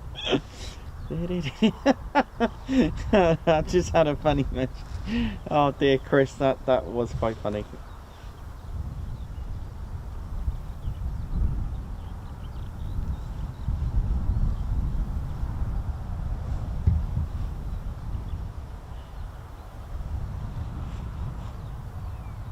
I believe it's a touch and go, part of the University Air Squadron, as it has the uniform on the call sign. So it'll be one of their University Air Squadrons. A great way to start your career with the Royal Air Force. AWCU. So this is the Airfield Wildlife Control Unit. They deal with all things wildlife. They have various flags and various methods to scare or deter. It's all about trying your best to deter, because you're never going to get rid of birds, full stop. You're never going to be able to do it, but it's a case of managing it. And I know many of you have said in the past, you know, how you know, what's the best approach, and sometimes actually doing something can make things worse, because you've got to be careful where those birds go as well. So you know, it needs a lot of judgment and skill really to do this. You know, they have various coloured flags, like we saw one yesterday. Was it red? They have white, black, yellow. I've asked AWCU, I did ask them, is it a particular colour for a bird? And they just said no, it literally whatever works. Some colours work better than others on a day, I suppose. You know, it's just one of those things. I guess it depends what mood the bird is in. But anyway, they have flare guns, they have pre-recorded distress signals, they can play the horn of the vehicle, they can chase birds, which we've seen at Mildenhall. They can chase birds with the car itself. They can play the horn. They do have a rifle, yes, and they don't need clearance to fire. There's other things that they don't manage, and that's deers. They don't take care of deers. I have to call in a specialist for that one. Birds of prey, again, it's something they don't really get involved too much. In fact, they do more good than harm. The birds of prey, they usually kind of act as a deterrent as well. It's quite rare for, you know, birds of prey to actually, you know, be sort of interactive with the in fact, they can use falconry as well, which I got a members video of for the AWCU. Phoenix, the same contractor, using falconry to sort of do a patrol, a reconnaissance over all the trees, and that was pretty cool, except the falcon kept landing on the gentleman's head all the time, which I'm sure it must have hurt.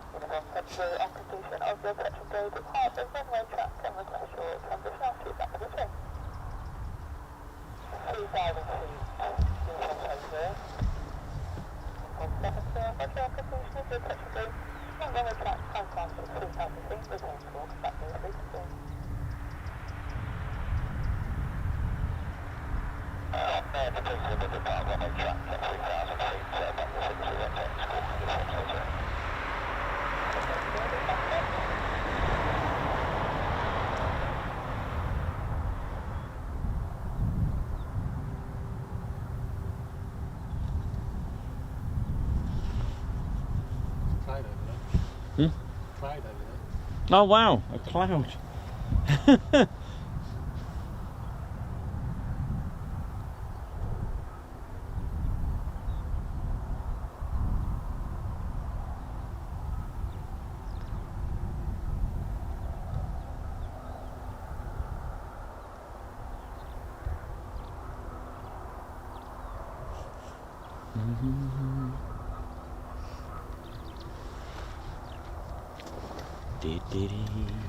Oh, what we got here? Fire truck.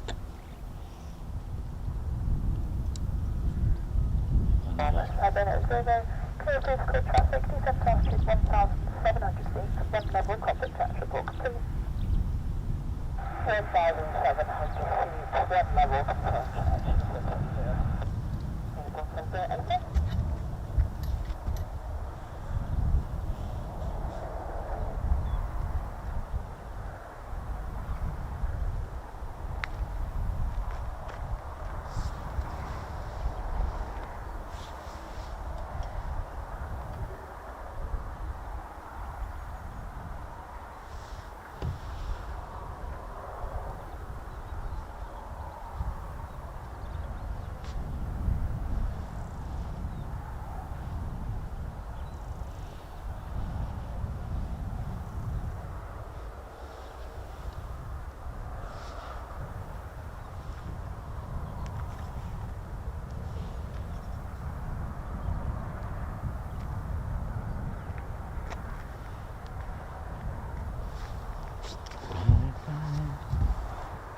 lovely day.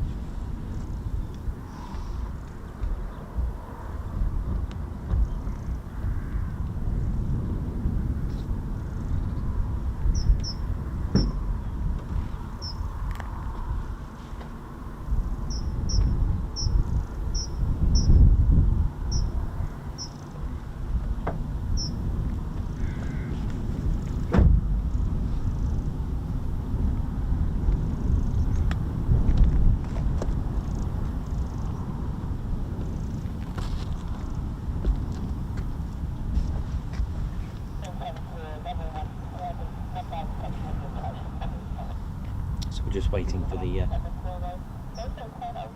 prefect.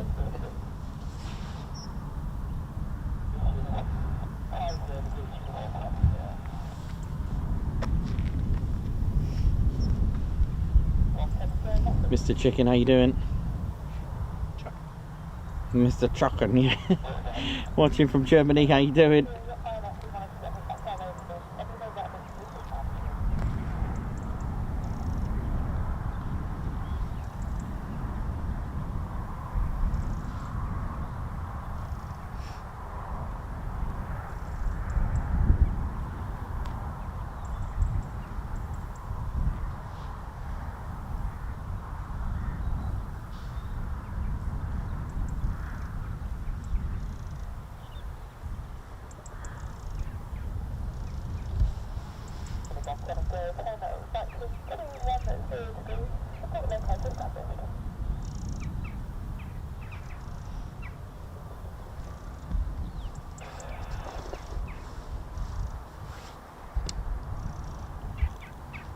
Welcome to RAF Marham, ladies and teddy bears. Hope we're all good. And a nice way to finish our week. Usually we finish up at Lakenheath, but they are closed today. But for those that did go and weren't aware that they were closed, I hope you got to see something, because I think you may have seen something actually, of all the things. But there we go. We spotted some F-15s earlier, so we think it was from there. But there we go. Hope we're all good. But yeah, that's why we're here today. It's well, I think if it wasn't for the for 207 squadron, then I think we would have had F-35s flying already. Like I said, it's usually quite good when Lakenheath is closed, and especially on a day like this. Good day for flying. But then, if there's not going to be much F-35 action, it does get used by other squadrons and aircraft from other bases to use as practice diversion. So very good for the pilots to train. So we've got a Grob 115, and the very aircraft that Ted flew in is on its way. 115 squadron, absolutely brilliant. And you never know, this pilot might end up being here one day as an F-35B pilot frontline. So that's the thing, you know, when you see Grob tutors or Grob prefects, or even the Phantom as well, you just don't know the career path of this pilot. You don't know whether, you never know, they might end up being Red Arrows or flying in a Typhoon F-35B. You just never know. Or even an Apache. Maybe they will change course and go Army Air Corps eventually. You just never know. I've heard this before. It was a search and rescue with Bob Dews of the Tutor display pilot for this year. He was a search and rescue flying the, I think it was a Sea King. So you just never know what path. I mean, you've gone from helicopter to a Tutor display pilot. I mean, that's a contrast there, and it's not uncommon.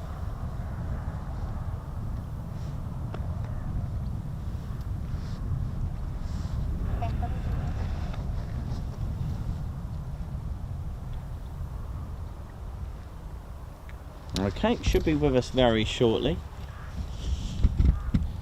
Just lined up.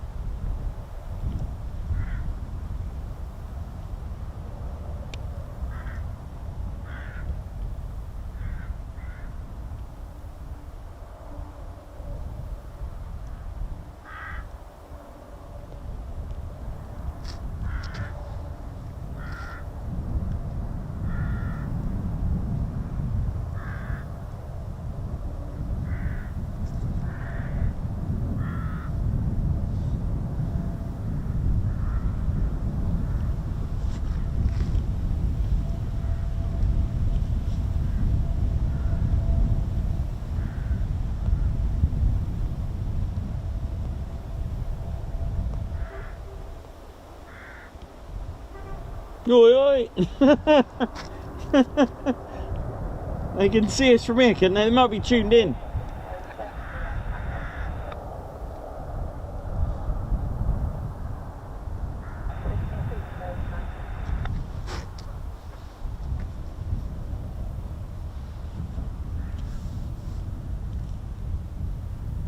So we've got our third visiting aircraft.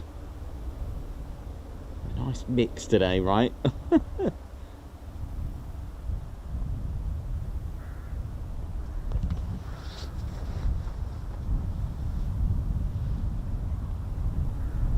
it'll be with the part of the University Air Squadrons, the Flying Elementary, Flying Training School of RAF Wittering.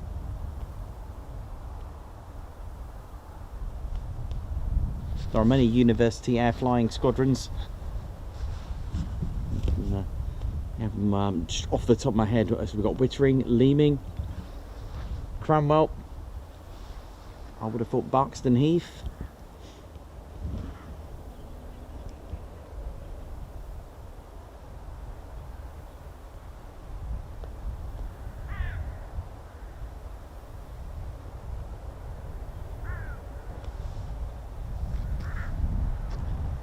And it is a very small aircraft, so they are, I believe they're contracted out from Babcock, if I remember that correctly, which is why sometimes you can't see them under the military filter on ADSB, but they are of course military aircraft, a training aircraft to be exact.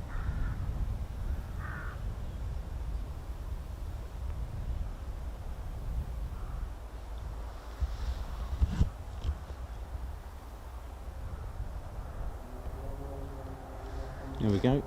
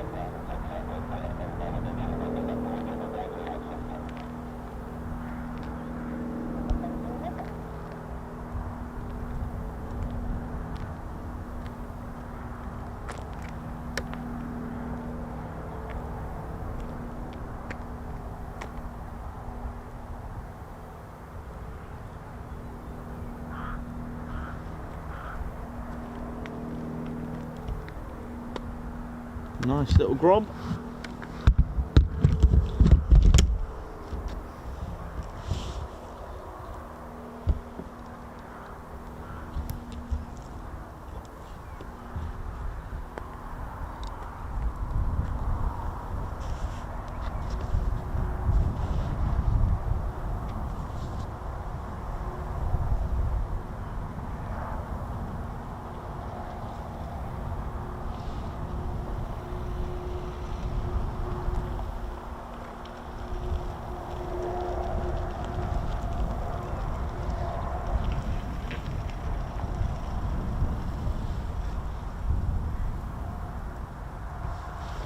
How we're doing, ladies, gents and teddy bears? Hope we're all good. Right. How we're doing? Hope we're all well. And just been this morning, I've just been looking at some of the history of the base, just about forming and learning about some of the squadrons. And one of the squadrons I found being the one of the first squadrons that were here was 38 Squadron. But what I didn't know is that they actually they were I think one of few squadrons to actually operate the same aircraft bomber, the Wellington bomber, throughout throughout World War II. They actually kept the Wellington bomber. Because I asked a question, you know, with the geodetic design, that very special design of the Wellington bomber. I often wondered why, you know, why they didn't continue it. Was it the weight? Was it cost? You know, the amount of airframe in there. And but yeah, it seems like they did actually operate and kept the Wellington going. So that was quite nice to read that, because I saw some of the battle damage, some of the states that it's come back in, and you know, any other bomber probably wouldn't have even made that at all to come back. So it was quite interesting to see the Wellington bomber. The fence just reminded me of it. So the little chain link, the whole frame of the aircraft is like a spiral.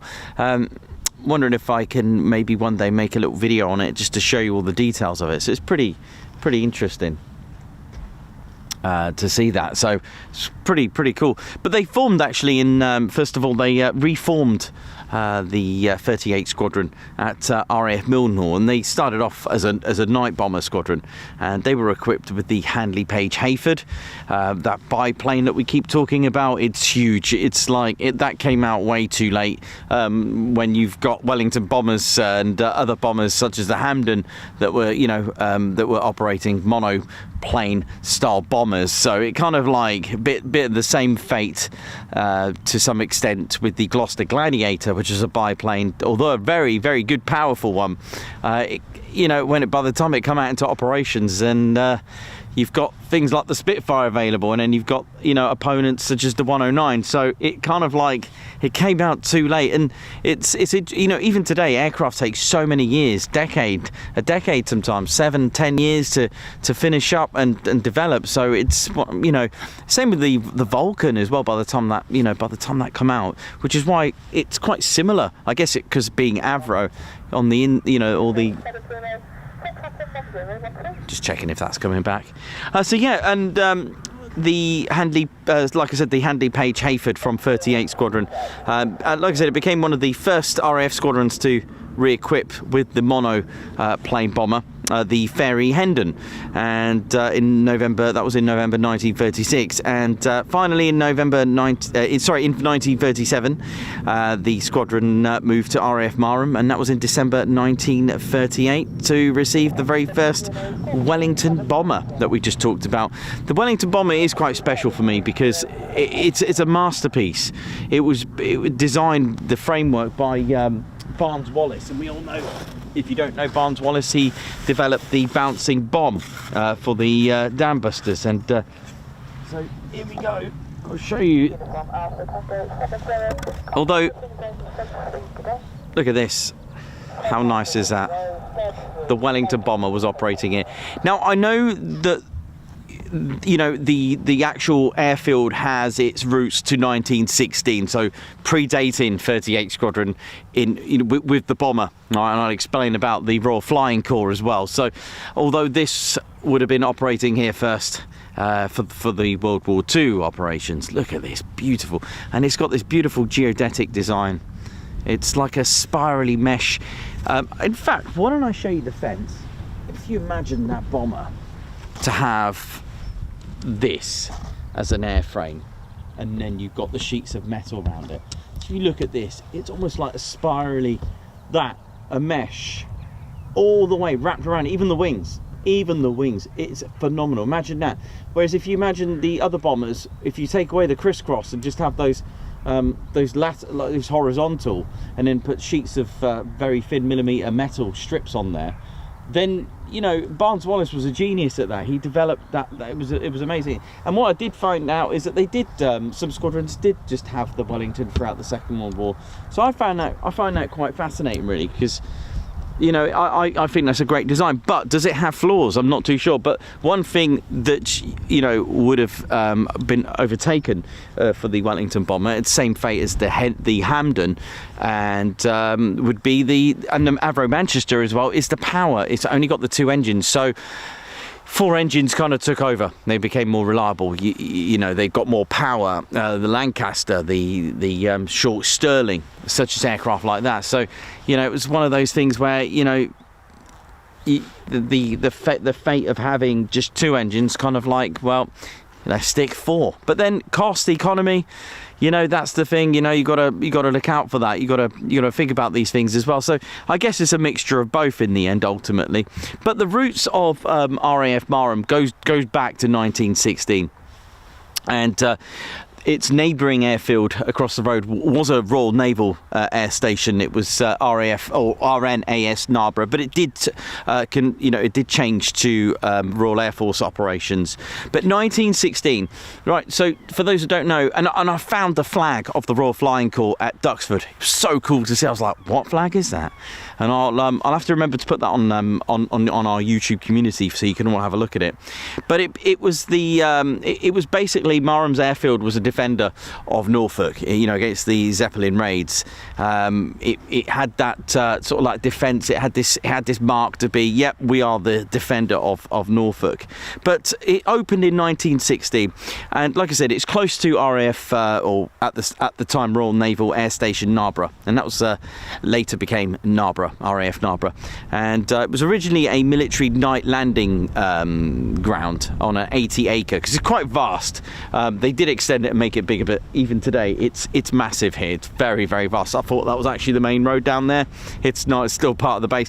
I have had a drive in, obviously not on my own, escorted of course, and had a little tour in around the base. It's massive. It's huge. And when I realised that and was told that Lakenheath's actually bigger, I can't even get that in my head, you know, because I thought Marham was big, but then again, if you know, it's amazing, it really is.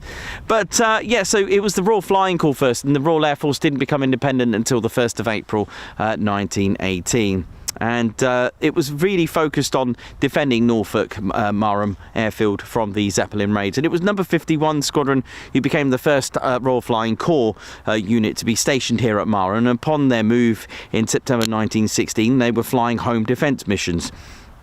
The aircraft, I believe, what I was trying to find was a Royal Aircraft Factory FE2B.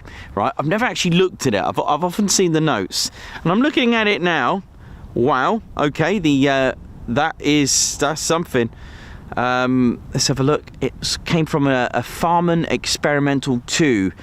And you got to have a look at this biplane. Wow. Not really a lot to it. Looks like one of those tractor engines on a biplane.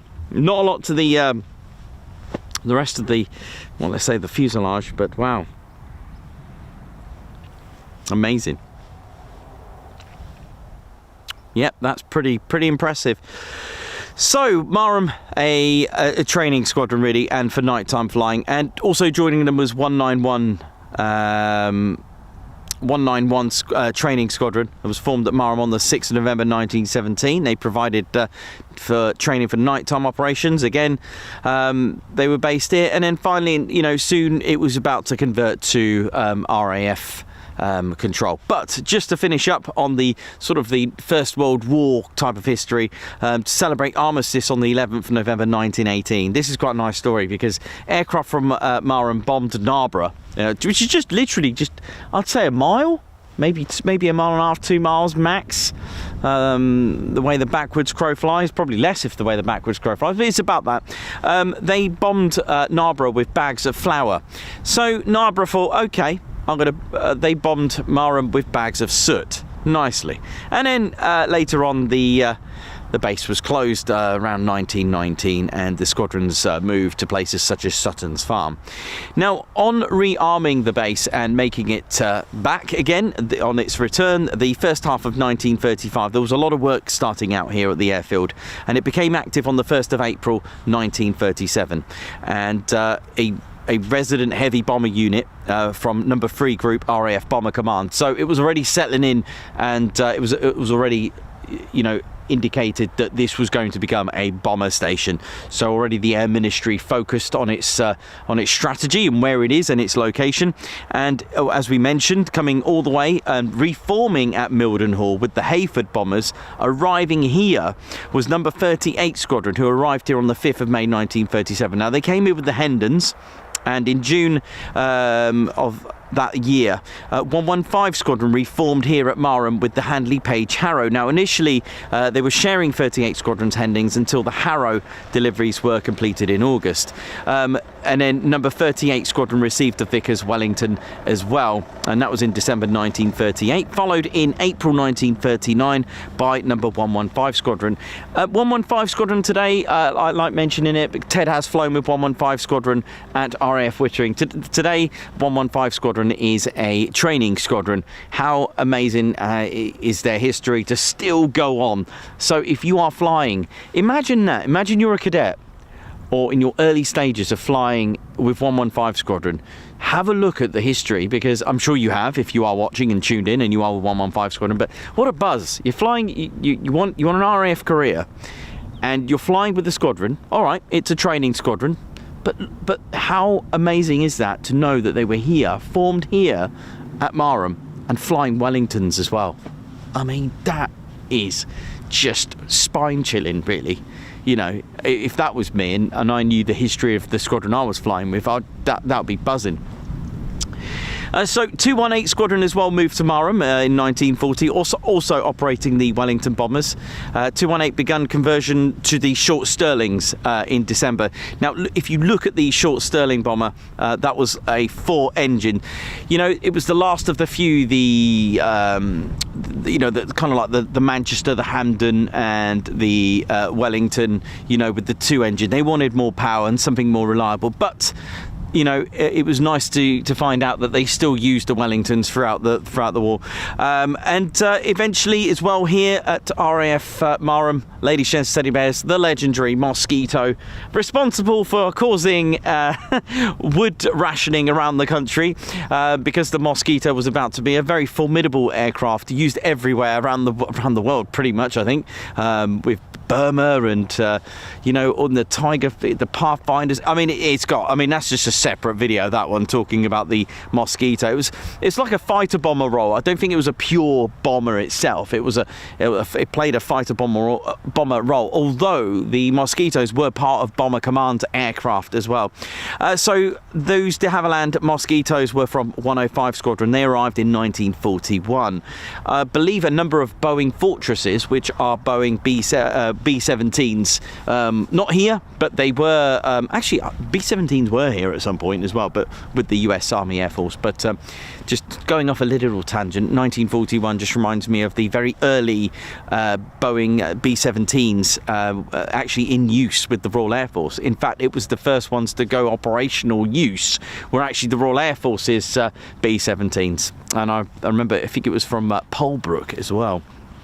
Anyway, moving back to Marham. Marham became part of the Pathfinder force. Now, what are the Pathfinders? Well, they would be in front of the bombers, and they'd actually drop flares on targets. All right, so the bombers behind them would then look at the flares and drop the bombs on, drop the cookie on the flares, and that was how it would work. They were called the Pathfinders to literally, they thought, would be more an accurate way. But they also provided the oboe precision bombing aid as well. Again, another fascinating subject, the oboe. It was a British bomb aiming system, and it was developed to allow their aircraft to bomb targets accurately in any type of weather, day or night. So the oboe, again, useful.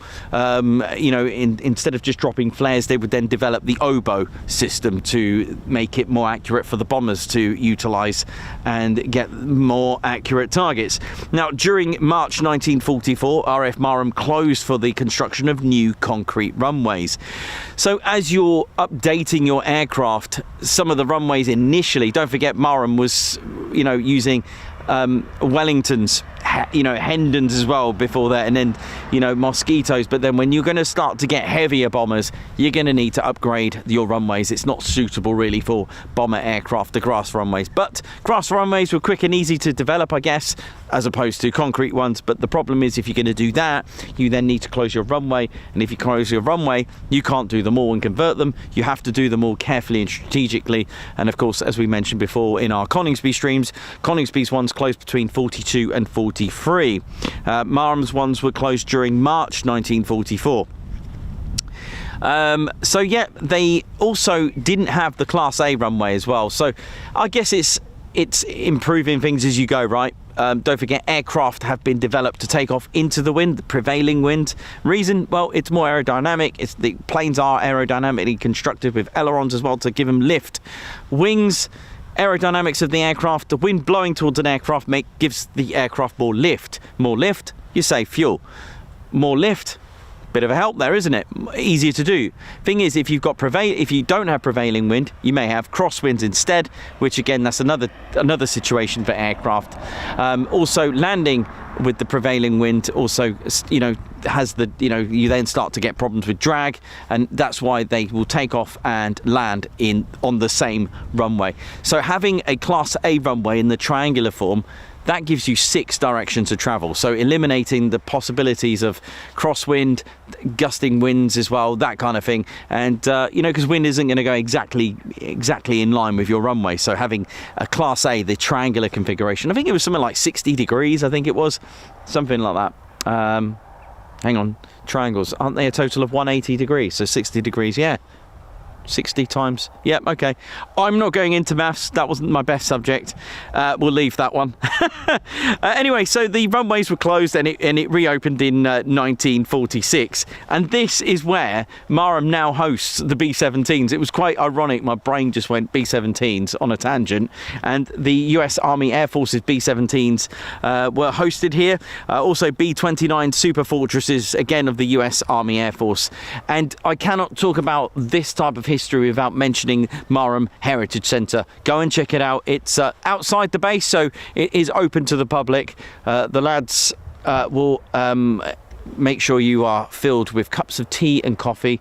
Go and see Mark Every. Mark, thanks for the book, man. It's amazing. I love the book. An amazing book about from 1 to 100 squadrons, squadron markings. It's up my street. I love that. I love that kind of thing. And although Marham's Heritage Centre doesn't have planes there, the place is brought to life with all the artifacts, all the just stuff you've never probably seen before in your life. It is amazing. We've got a video on our YouTube channel if you want to have a look what it looks like inside. There's bits of Operation Elamy, I think. There's a drop tank which was dropped, I think, and it's got markings on there. Other things as well that you don't even think about that even happened today is letters before you go into operations. It's something we don't think about. Letters to say, I might not come back. Now, it's something we don't think about when there are deployments in that type of environment. The crew would write a letter, and there is an example of that, and it's quite moving. It was a letter to the airman's mum, and it's most moving, by the way. It just makes you think. But for some people, it was quite nice. It was like being able to say goodbye as well, without doing so, because obviously if the worst should happen. So it was kind of like a closure as well, the letter, for some of them. Some of them were quite happy, but this is all going not from my experience, of course, but going from what I've been, I've heard, and yeah. It's something you don't often think about. But yeah, Marham hosted B-29s and B-17s as well. There was various bombardment squadrons that were here. And yesterday at RAF Lakenheath, we mentioned the 2nd Bombardment Group. They were here as well. And of course, in 1948, they finally made Lakenheath their new home. 307th Bombardment Group as well that were here. Many bombardment squadrons were here as well. And they went to Lakenheath and made it their home as well. 22nd of March 1950, the first 4 of the eventual 70 Boeing Washington B-1s arrived at Marham. What is a Boeing Washington? It's the RAF's name for a B-29. And they arrived here in 1950. There was a ceremony with that as well. Again, you can probably find all the they have like a US Army Air Force section as well in there, which is pretty cool in the Heritage Centre. 1950s as well saw Marham's airfield finally home to something legendary as well. Another aircraft we cannot go without. It's the English Electric Canberra, and that was in the 50s. Coningsby's Canberra arrived in 53. Not sure of the exact date of the English Electric Canberra here, but it was around that sort of time. But the difference here is that the Canberra served for, I think it was 5 decades here, with various different types of Canberra, and especially with Britain closing as well. The other types, the PRs came here as well. And later the V Bomber Force and tankers, the Vickers Valiant, the Handley Page Victor arrive here. And the station was also home to a few large operations for the B-52 Stratofortress. So this is one of a few airfields that could host and operate a B-52 from. Of course, another aircraft which I'm sure a lot of you on the stream right now, especially Margot, is probably getting excited. The Tornado was here in the 80s. So during 1980 and 83, things changed here and things started to be built. There were 24 hardened aircraft shelters. They were constructed to house the future strike aircraft as well, and eventually see the arrival of the Panavia Tornado GR1. That was in 82. The Dambusters were here, 617 Squadron. They stood up in January the 1st, 1983, shortly followed by 27 Squadron as well, which reformed at Marham on the same year. And then eventually, as we go through the late 80s, we start to see some squadrons disband. 57 Squadron disbanded at RAF Marham on the 30th of June 1986, leaving 55 Squadron as the last Victor K2 unit. So they're still here, but slowly aircraft are started to get depleted, just retired and replaced. And while we talk about that, the Canberra's still going, by the way.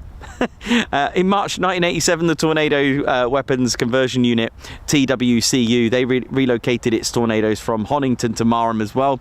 That was for a period of 6 months while their runways were being repaired. Hawker Siddeley Nimrod MR2s of 42 Squadron spent a year here as well. Lots of different nice aircraft here, nice, lovely. 27 Squadron disbanded here in September 1993 with its aircraft and crew transferring to number 12 Bomber Squadron. And then not to forget the aircraft from Marham. So a lot of people think that Marham had Vulcans. They did not, but they did have the tankers that were used for Operation Black Buck in 1982 for the raids at the Falklands. So that was so that's its connection with the Falklands. They used the Victors to do the air-to-air refuelling. I think it was 14 in total that they were used to carefully calculate refueling themselves and then refueling the Vulcans. So it was needed some good maths to get that one right. Also in December of 1993, number 39 One Photographic Reconnaissance Squadron arrived at Marham as well, with its Canberra's PR7s and PR9s, as we mentioned, from RAF Whitton. And then lots of other things that were going on as well. Tornadoes left from Germany at a base called RAF Bruggen, and they were 31 Squadron. And I love this because on the 17th of July 2001 they arrived here at 13:31 precisely. So I love that.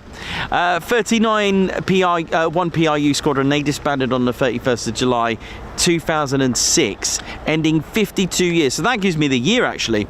If they disbanded in 2006 and 52 years of operations at Marham, what's that then, 1954? Yeah, I'll throw that in. 1954, that's when the Canberras came in. So Coningsby had them first then, by my maths. There we go. GR4s were here as well, 26th of September 2014. Lots of things going on, lots of squadrons here getting involved in operations with Operation Shader. Marham's operation. There was also Operation Elamy. There was Granby, I think it was as well. It's been involved in pretty much nearly everything out there. You got GR4s, and then of course finally after the Tornado was announced to be retired, it was time for the F-35 Lightning to take over. The Tornado GR4 was completely retired from service on the 1st of April 2019. There goes another caravan, leaving the F-35 Lightning as the sole type based at RAF Marham. there we go, trying to fit a lot of that in, really, because obviously you can go on in depth, so apologise if there's a few things that haven't been mentioned, which, you know, we could almost do like a whole stream talking about history, do a live stream at the Heritage Centre. I wonder if I'll speak with Mark, maybe we can do something now. Imagine that, that'd be quite cool. That'd be interesting, wouldn't it, on a rainy day, live from the Heritage Centre. I'll speak to Mark. That'd be quite interesting. Obviously, that's if they want to be on there. But yeah, it's got a lot. It's had pretty much everything here, and yeah, fascinating, isn't it, to witness. You know, like I said, I don't have any CGI, but to have, you know, to give you an idea of the Wellington bomber, which was here, how cool is that? But obviously the Harrow and the Hendon as well. Wow, pretty awesome stuff. So unfortunately, you may have not heard any radio chit chat, so that's quite sad news. But interestingly, we've had about, I don't know, 10 circuits from an R1 Shadow, a Red Arrow, and a Grob Tutor. Yeah, there's still no F-35s in the hangar. I don't think we're going to get any 207 Squadron today, unfortunately. But I'll tell you what I do have, which is really cool. It wasn't on the live, but I have got F-15s connecting with the boomstick on a KC-135. It was a KC-135. Was gold KC-135, or was it the 46? Pegasus. Oh, was it a Pegasus? KC-46. Okay, beg your pardon. It was a Pegasus KC-46. But I do have a shot of a F-15, the Mountain Home. I think it was Mountain Home. I'm guessing it is connecting its refueling inlet with a boomstick. How cool is that? We'll put that on for you all at some stage.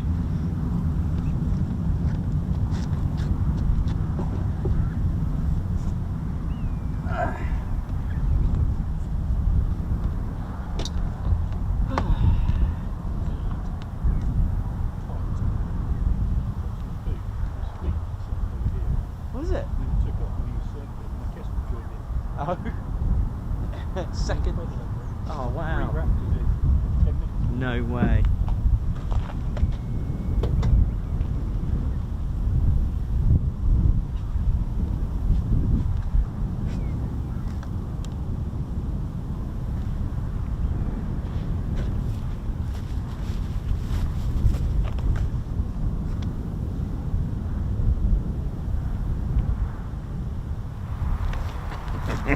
Oh yeah, ladies, sheds and teddy bears, welcome to the Ted Coningsby channel membership. I'm Nikos, I'm your cameraman and commentator. This is our squadron leader, Ted Coningsby. Just want to say a massive thank you to all our members. Guns up, and oh yeah. Take it away, Ted. Ladies, sheds and teddy bears, we want to say a massive thank you to all of our subscribers for getting us to where we are today. We have gone all over the country, from as far as Lossiemouth to Bryce Norton, and military areas such as air weapons ranges, low flying areas, heritage centres and special flights for TED 2.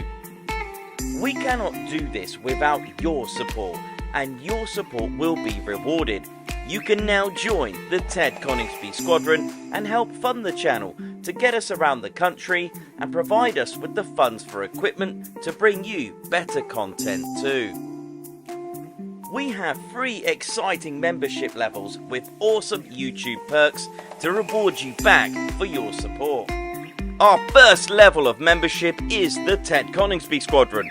You'll get a loyalty badge on YouTube, unique TCS emojis that you can use on comments and live streams, members only videos which include behind the scenes, deleted scenes, sneak previews and also music videos that Ted likes to play the electric guitar on. You'll also get access to members only Discord server and discount on all of our Ted Coningsby merchandise. All of this for just $1.99 a month. Oh yeah. Our second level of membership is the Posh Officers Club. This includes all of the squadron perks, private Posh Officers Discord chat room, posh officers discounts on all of our Ted Coningsby merchandise, and the poshness of supporting the TCS even more. This is just £4.99 a month. Our third level was inspired by many of our fans who have been supporting the channel massively. So we'd love to reward you back with this, and our third level of membership is the Ted Coningsby Fighter Squadron. This gives you a more personal experience with me and Ted, with exclusive live streams and content. You'll get a free Ted Coningsby Fighter Squadron patch, a private Ted Coningsby Fighter Squadron Discord chat room, a gold colour Discord username, and a higher discount on all of our Ted Coningsby merchandise. All this for just £25.99 a month. Ladies, gents and teddy bears, the Ted Coningsby channel cannot thank you enough for all your support, and it's this support that keeps the dream, keeps the stream. Thank you so much. Oh yeah. Oh, you got a shot of it? Oh yes. That is a classic blue sky to go with it. Great shot. Was it anything in its mouth, did you say? No, it already fed. Okay.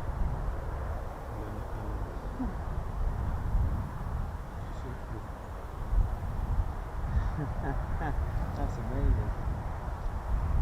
Yeah. Can't get tin things flying over the front. Yeah.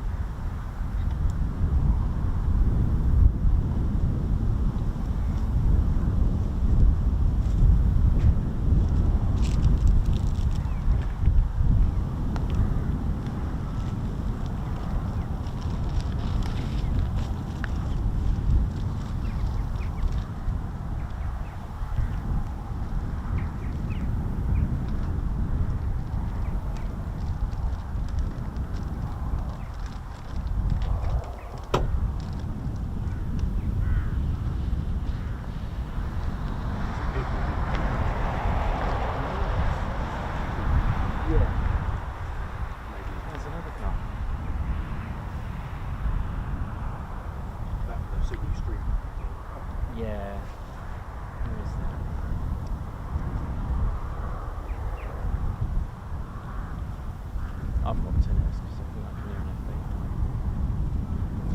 Yeah, it's tennis.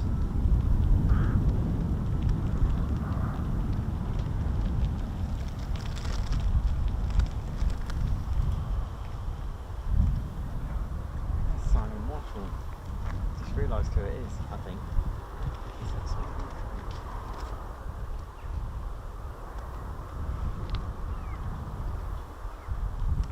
Yeah, I've got tinnitus tablets now. F-35 tinnitus. I do have they could be the worst ones. Always hearing things like Well, when I'm driving home, I can still hear the spooling. It's really, really strange when that works.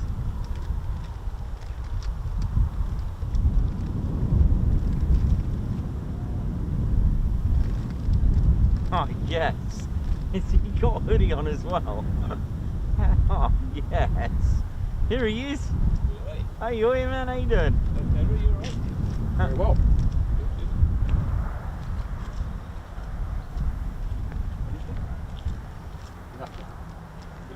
Nothing face. How you doing, Simon man? All right, yeah, you good? Yeah, You all right, man? Yeah. fair better. Huh? Fair better. Yeah. COVID, is it? Yeah. The COVID, is it? No. Cold. Yeah, she just had a bit of a cold.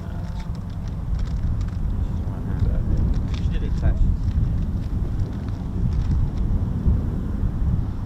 Otherwise, it's my fault. Because I haven't been here for 4 years.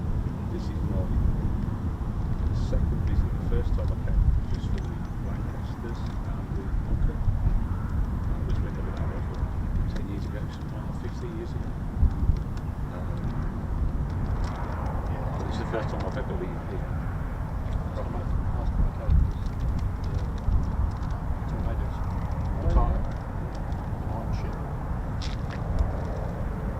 Yeah, it was Typhoons and they're going up and down.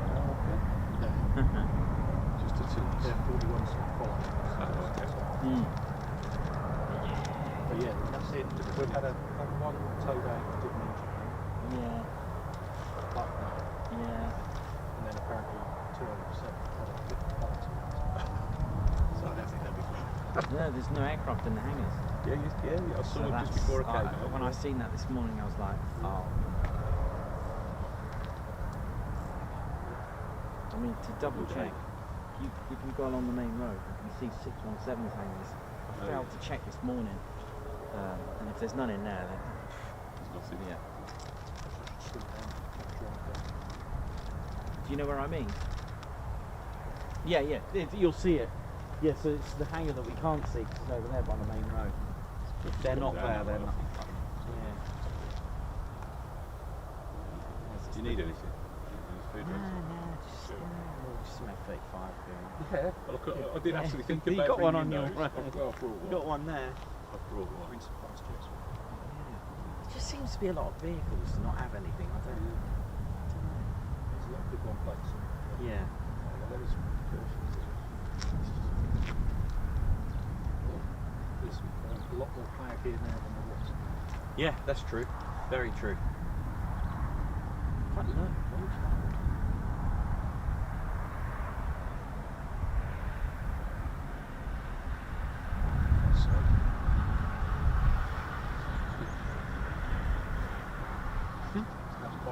Clearly going over 30, I think. Granted now warm and that. Oh, that was good.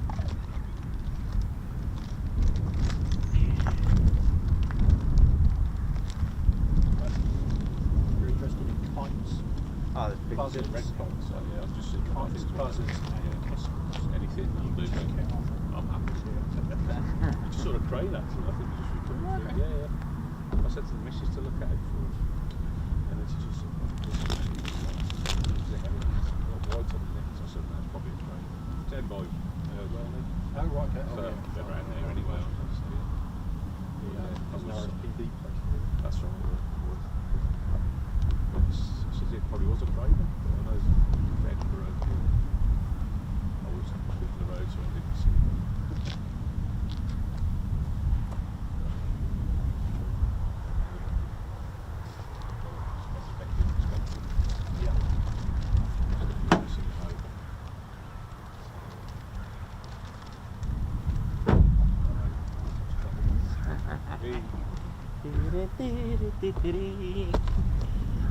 The pocket chair's out as well. For the fans of the pocket chair. Oh, is that Reggie over there? Got Reggie over here. Or one of the regiment. Is that George? Jim. And Anne is the other one. Yep.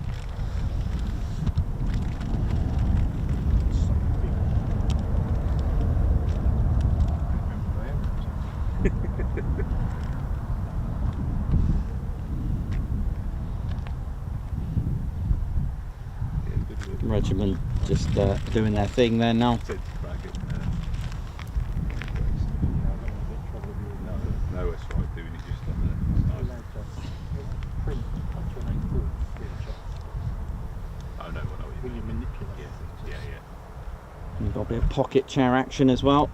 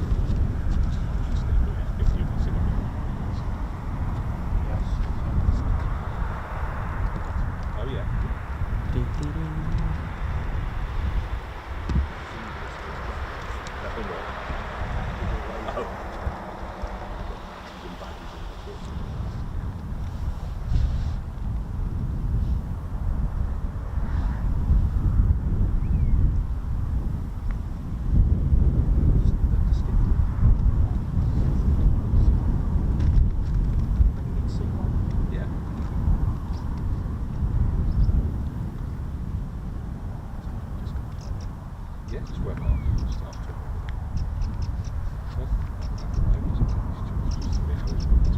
Do really well. And then get a bit close. It's just tractors and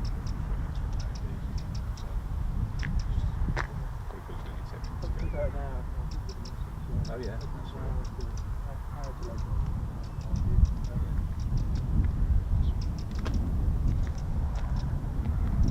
Yes, it's actually traffic all clear, the nearer we got, the traffic. Eric, how you doing? Hope you're good. Edward Coates, Elizabeth LeBourne, Davey, Daniel G, Andrew C, how's it going? Hope you're all good. And we're all just fingers crossed we get some F-35B action. It'll be our first, I think, that we've come here and we haven't seen anything. So, as in F-35B. I mean, we've had, like I said, we've had about 10 circuits, I think, from the Beechcraft Shadow, at least, and 1 Red Arrow, and a Grob Shooter low approach. In fact, actually, the Grob Shooter today touch and go. But yeah, anything else is possible.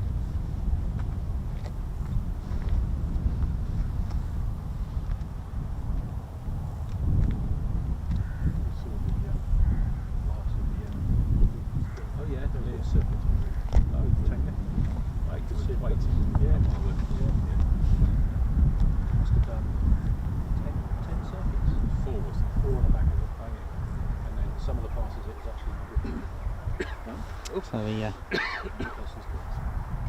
this is a guard post that you can see there. It's not a pillbox. Pillboxes are a little bit different. This is where you'll have a guard there. You get them quite dotted around, but the pillboxes, the construction and the purpose are different. There will normally be, you'll have, you know, there are almost, shall we say, hexagonal or round. You know, they're quite large. They're larger to have. Pillboxes would have anti-aircraft on there, anti-aircraft cannons on there, or in there, shall we say.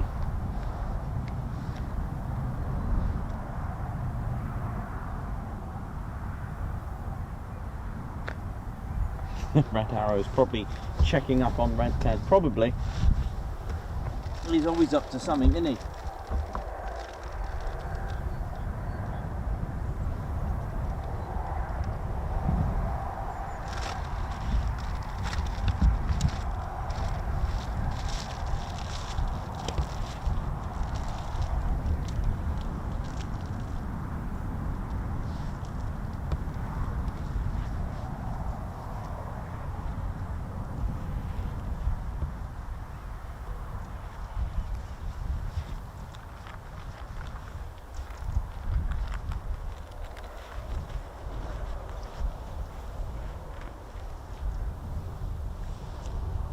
The Red Ted's there having a good time in the sun.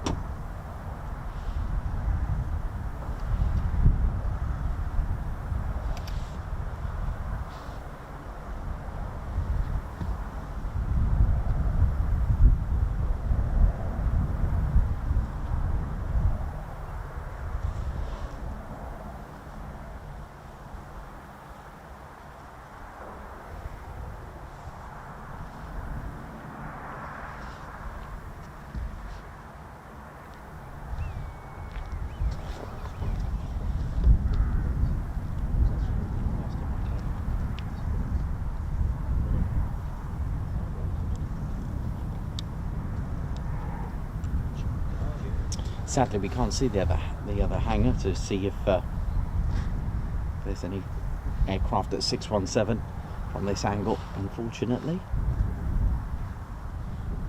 But welcome to RAF Marham, and usually we're at RAF Lakenheath to finish up the week, but we just unfortunately hit a day where I think they may have been celebrating last night. Well, one of the squadrons anyway, so we still have two. Home to 617 Squadron, the Dambusters Squadron. We also 2620 Squadron, the Royal Auxiliary Air Force Regiment. 207 Squadron, the operational conversion unit for the F-35B for both the Royal Navy and the Royal Air Force pilots. 15 Squadron RAF Regiment and 6 RAF Police Lightning Squadron. Also units in the Lightning Force HQ, and also 809 Naval Air Squadron. That typhoon is going to be very high for here.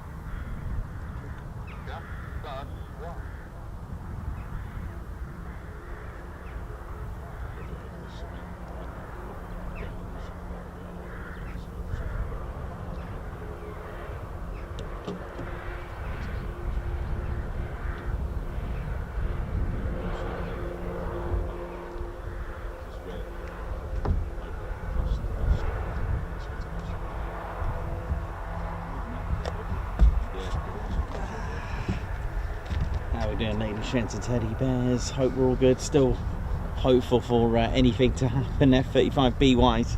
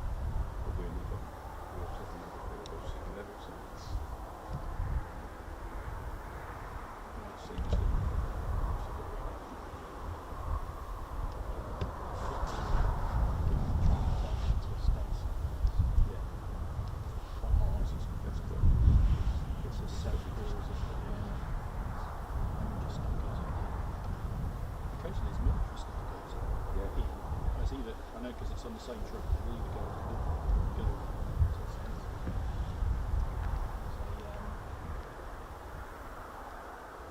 So, let's go through the files. Just see it, just click on it.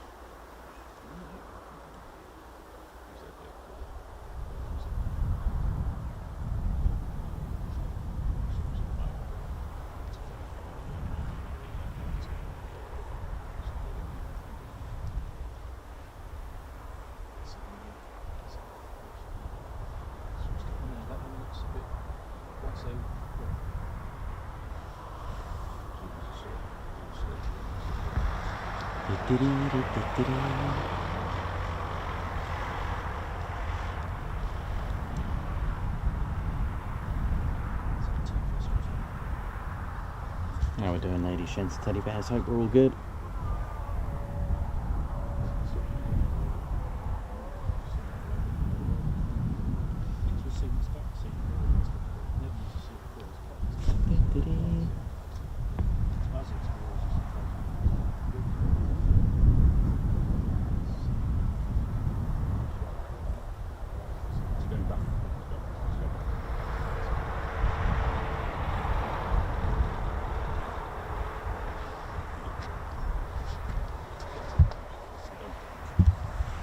If you just joined us, welcome to RAF Marham and Ted Coningsby channel. We're live here, and look at this, the building has gone.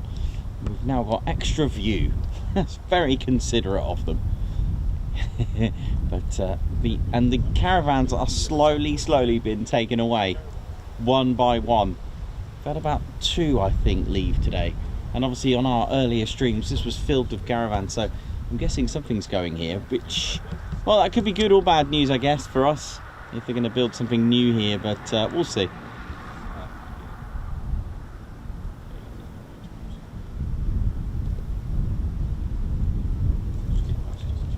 Goodness me, I didn't realise I could zoom in that much. Sorry.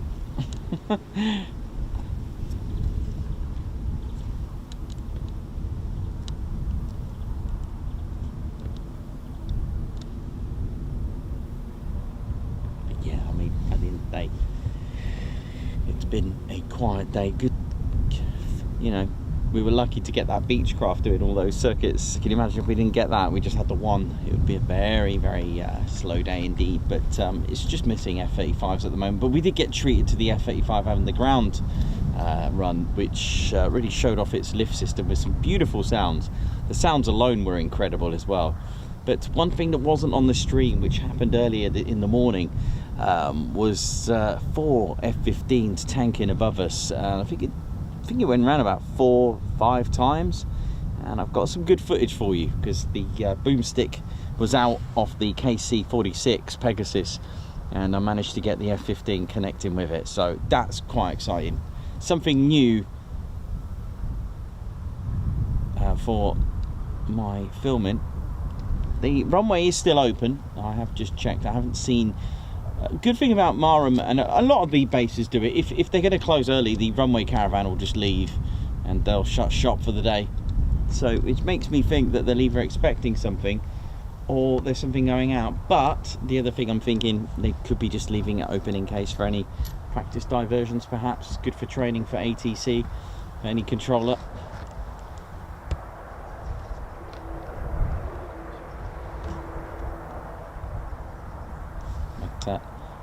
Nevertheless, it's been a very action-packed week, hasn't it? It's been an incredible week. You know, definitely a great week it has been. Starting off at Lakenheath, catching visiting aircraft. Tuesday, Waddington, Red Arrows, F-18s, beautiful. Wednesday at Coningsby, a very busy Coningsby. Thursday, Lakenheath with quick climbs. Finally here, Friday. A nice way to wind down.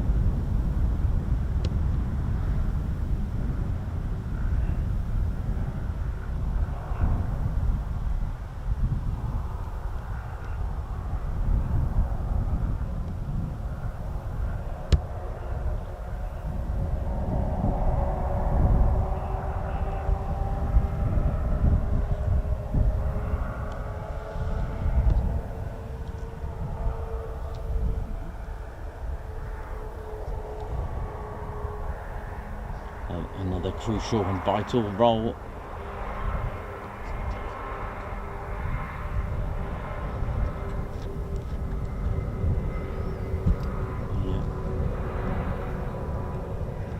Fire and rescue crew, and if Matt Foster was watching, he'll give you his fact of the day by letting you know that those lights, those LEDs, will indicate the amount of water in there. Pretty cool little fact. Do you know what? I forgot the building's gone. We can have a bit more of this now. Look, and there's an interesting fact as well, that it indicates how much of the water's in there. There you go.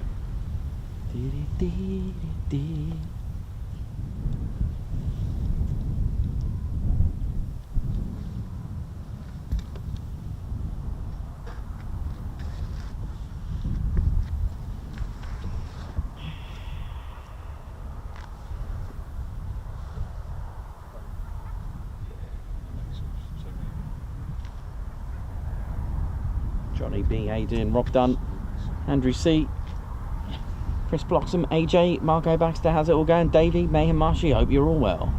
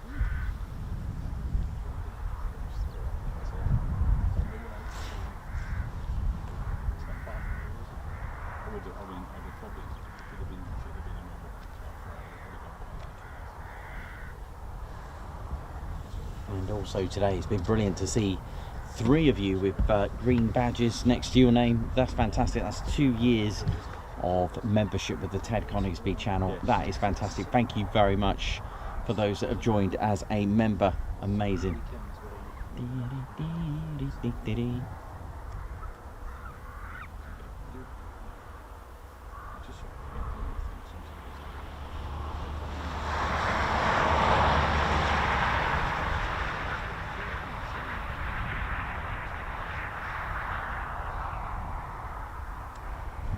We had one live action save of the day with Andrew Peacock spotting a balloon on the airfield, and I reported it, and it got dealt with, which is pretty cool, man. It's awesome.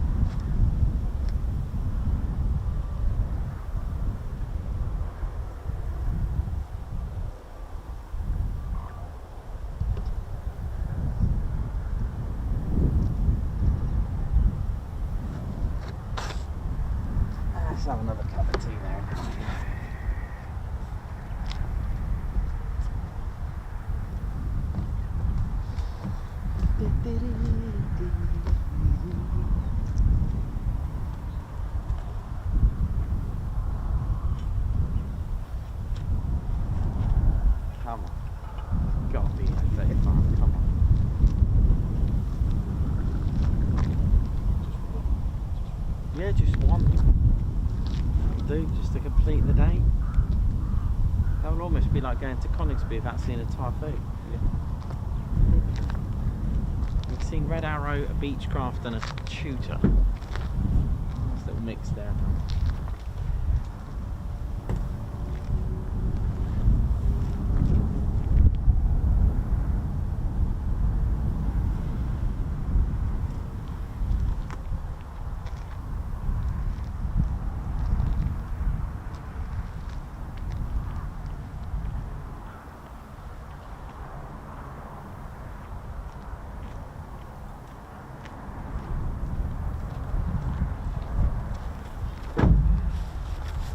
On the radio, man. It's getting emotional. Patience, isn't it? Yeah. Game of patience. Yep. Got a unique lineup. My E's dropped off, so I've just got to Coningsby. The E dropped on.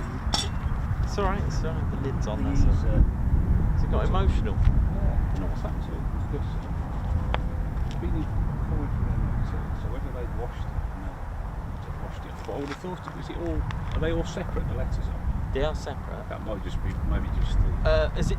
You've got the lettering and the bear and Ted It's and. the yeah. That's it. It's the You've got same it as separate, that. yeah. With the smaller version. That's quite hard to take off.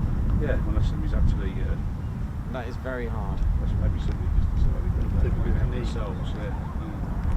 They wanted a knee. Yeah, that's very hard. I'll To... test on my house. I would want it.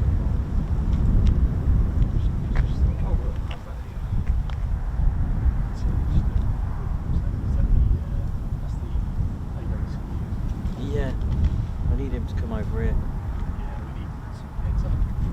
Yes. Yeah, that is a good. I mean, that is a good sign. Because he'll have the schedule. I was getting too much to say. Sorry. I know. I could hear it as well.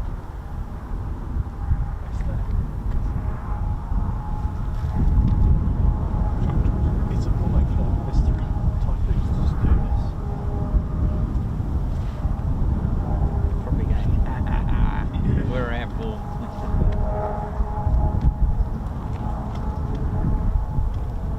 Yeah, because it does come in. Just but it could be someone else. But he'll have the schedule. You see, he's got the whole list. So what we want to do is stay away from this thing. Yeah, actually, you are right. You are right there. There's so much building here. There's a hangar there. It's about building with a wide side to it. With chimney sticking at the top. Yeah. That's always been that one there in front of it. It's just that's Oh yeah. Something's going on. got 3 ships. Low approach, yeah, come on.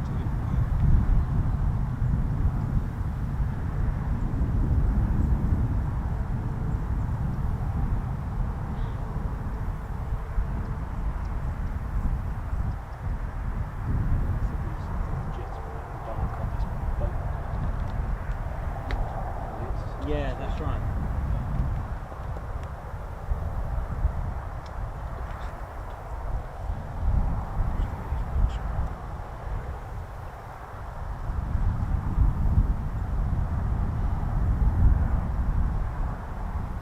Lots of clouds are coming now.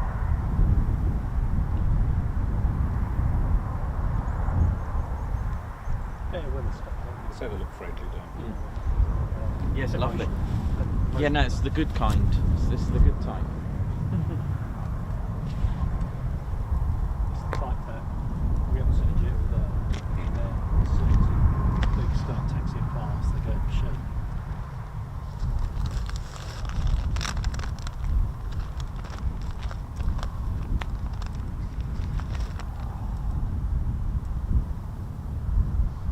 Such a painful hamstring.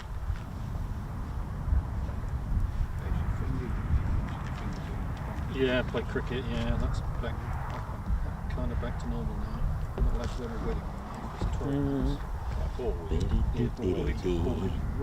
Hope we're all good, ladies, gents and teddy bears. Thanks for being patient with us and tuning in for the last show of the week. It's been good.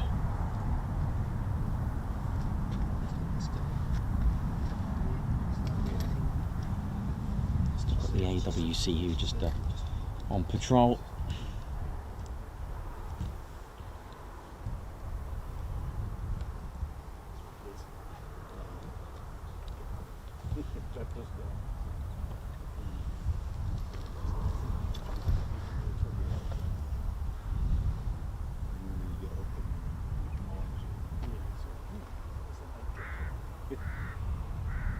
Joshua Brown, how you doing?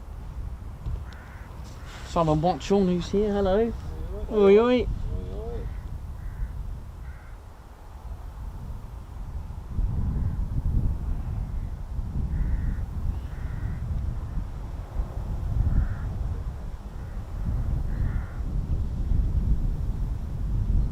I mean, fair play, thank you very much for trying to get us to 1,000 likes. We're nearly there, actually.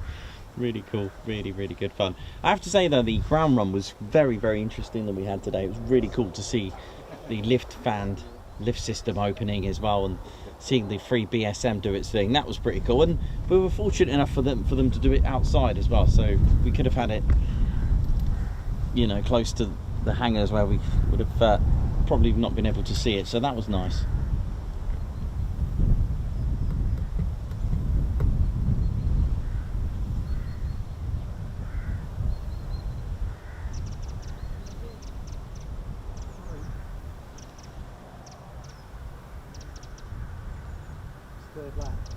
Is it? Wow.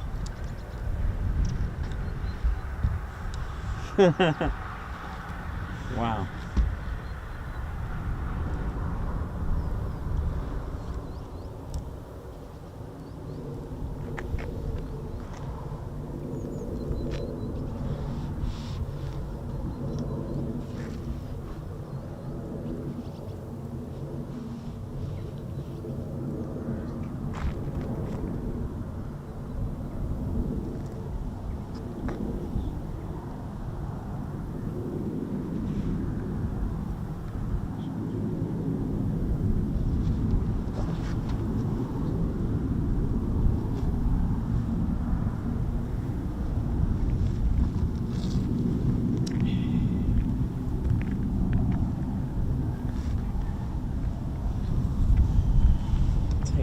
Gents and teddy bears, tell you what we could do, as long as it's okay with him, I think we should get Reggie for a Q&A. That'd be pretty interesting, wouldn't it? What do you reckon? Do you reckon Reggie Q&A time? Hey, what are you right here now? What's all this fuss about this Q&A business? What is it? How you all doing there now? My name's Reggie, part of the RAF Regiment. You know, it's all right. My mate's over there. Jim's over there on the ladder there now. He's having a good time there now. Oh, thank you very much for getting us to 1,000 likes there now. Thank you. Yeah, it's all good there now. Just doing me checks, making sure you're all good. Thank you very much for getting us to 1,000 likes there now. Right, got any questions? You hurry up and answer them. Ask them so I can answer them. You know, is there now? Because if someone's got any chicken in those vehicles, I'll have those chucking. I know. Yeah, I'm waiting for your questions there now.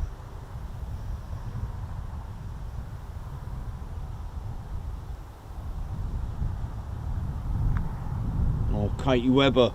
Thanks, Katie Webber there now. Where's your favourite place to get chucking? Oh, I'll tell you what, I love me KFC there now. Nicholas and I did a little special video of me going to KFC to drive through there now. It was quite good there now. Yeah, it was good. Yeah, it was, I like it there. But I do love me chucking kebabs there now. Yeah, it's all good there now.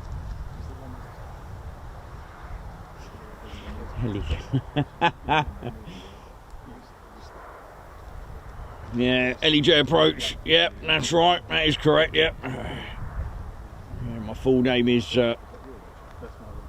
Reginald, but they do call me Reggie. That's right. It's my name. Chucking. It's all about the chucking now. That's right. But Wingy likes to call me there now by my full name. He's good with full names there now. He likes to call people by their full names. That's how he does it. He's proper, and he's a Wingy. You know it is. Doncaster laughs. How you doing there now? Mush. Oh, you got to groom it. You got to keep it brushed every day. Got to weigh up and you got to keep it all nice and because they're like sensitive antennas there now. I've just got to fix his jacket because it's.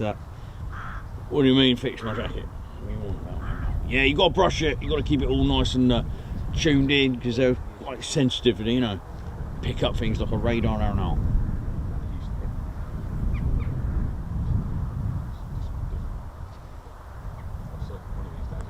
I'll go there now. Reggie, do you socialise with Wingy and ground crew? Yeah, all the time. Go on holidays together there now. That's how we do it around there now.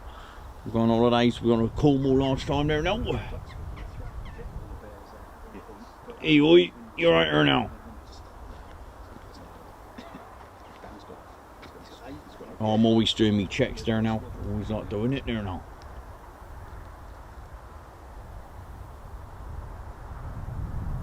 Daniel G. No, I love chucking. It's got to be chucking. I mean, to be honest there now, Daniel, I like to eat anything, but it's chucking. Chicken's on the menu, it's good for you.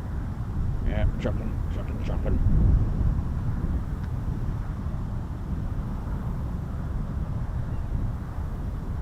Yeah, there's not many pretty little planes flying today, is there now? What's going on around there?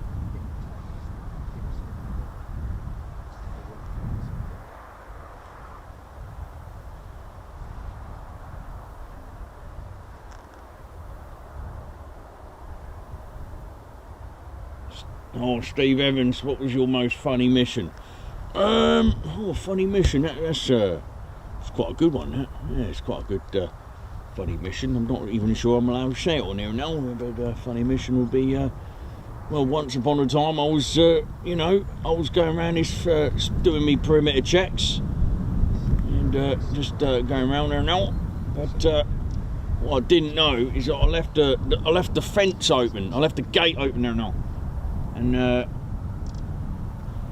yeah, what I didn't know, it was a chicken farm, and all the chickens went loose. I know the farmer was not happy with me, right? And I was like, don't worry, I'll sort them out. So I had to like collect all these chickens. I know the farmer wasn't at me at all. And I was like trying to do me perimeter checks, and all these chucklings flying around everywhere and doing their thing. It was an absolute nightmare, you know what I mean? No.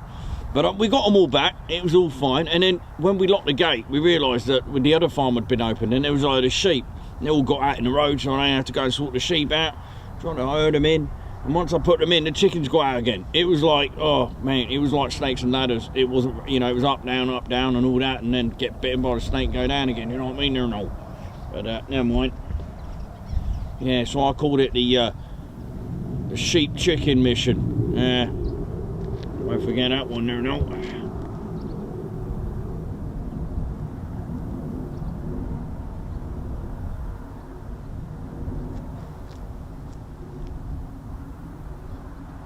Johnny B, nice. Bit unfortunate we haven't found Johnny Reggie Wingy's chip bag there now. No, we haven't found it there now. Don't know where it's gone. We think he left it when he was playing golf.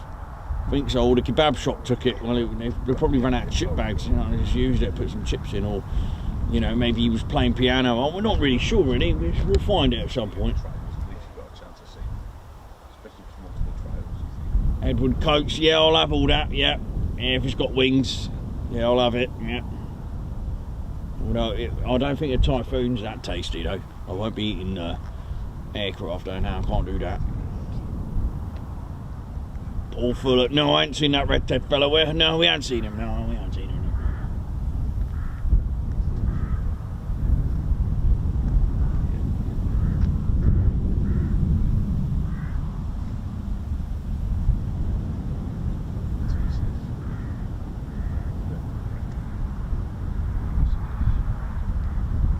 Davey, Reginald, what would you eat if there was no more chucking ever? Oh, it'll have to be kebab. It'll have to be kebabs there now. Yeah, I'll have to go and get kebab there now.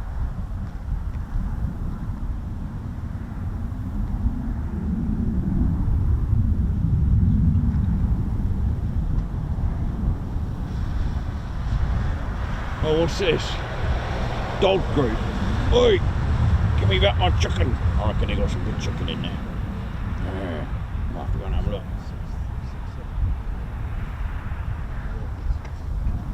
Katie Webber, yeah, it's good. Yeah, what a special move. Oh, it's us regiments.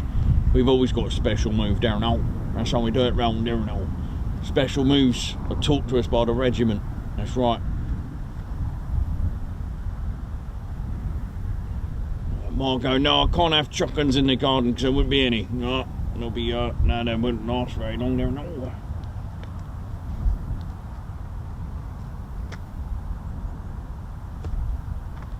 Yeah, not much pretty little plane here, is it? A lot of them have. I don't know what they're doing.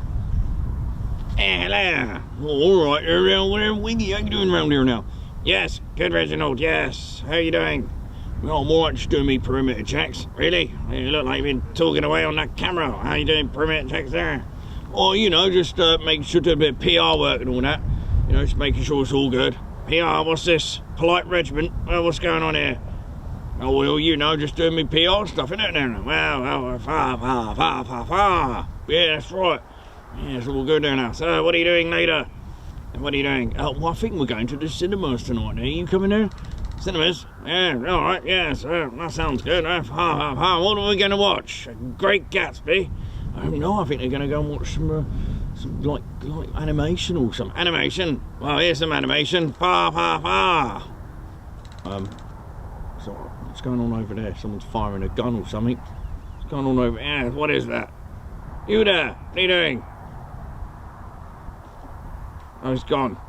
Yeah, see, this is the thing with you, regiment. They see you, they run away. Yes. Oh, yeah, make sure you get my best side. Ah, is this a photo shoot? Yes, please, yes. Oh, yeah, I've got the move still, yeah. Move over. Yes, thank you. Yes. You're right there now. Right. Well, you can come to the cinemas with us, you know, if you want to come round later. Yes, fine, yes. Yeah, that's all right, isn't it? Yeah, that sounds good. What do you got? What sort of animation is it? Pokemon? No. I think it's some. I'm not sure it's that one. I think Ground Crew Drew's organising all that. Right, yes. Right, well, I'm off to play a round of delightful golf. Then we're off to the spa with Joanna. Yes. Chocks away. Give us a push for an old man, will you? What's up with him these days? It must be a wingy thing, isn't it? Yeah. Right, well, thank you very much for your questions, and I'm gonna go and find Ground Crew Drew, see what's going on today. Going to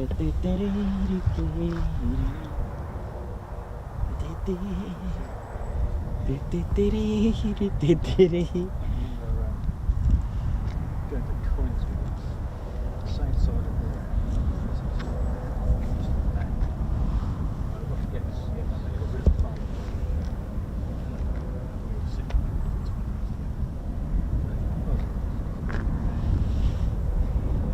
give us a top side, give us a tip.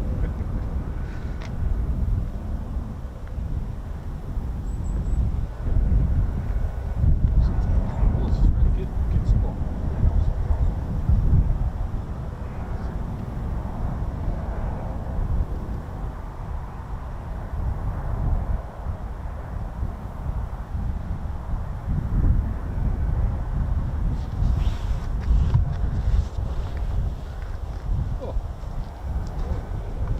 Now the clouds suddenly come. What? Where's that come from?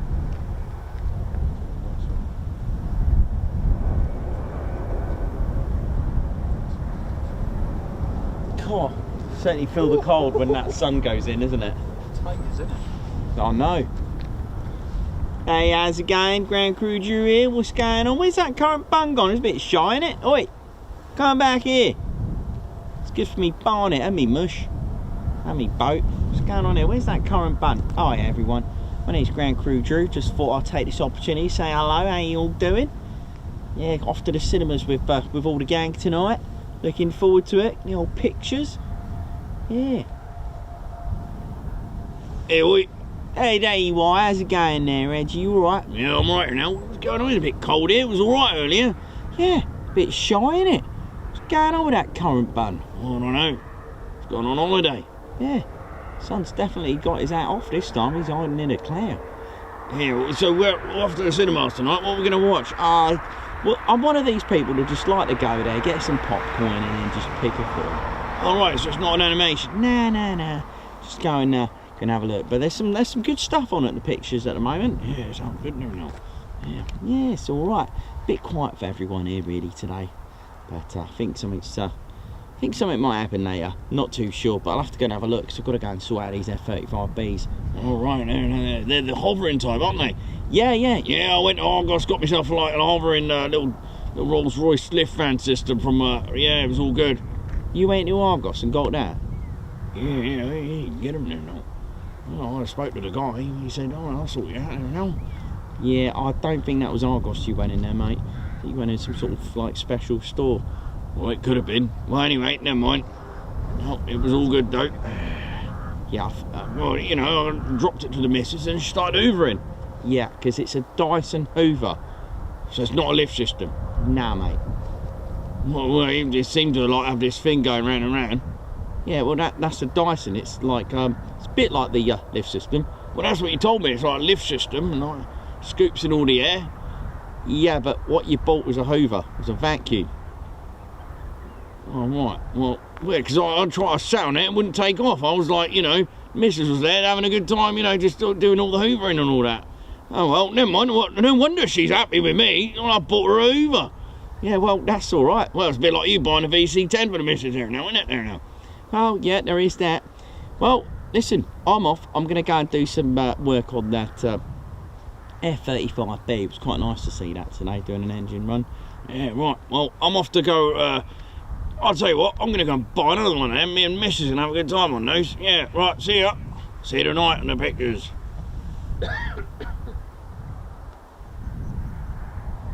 He thought a Dyson vacuum was a Rolls Royce lift system.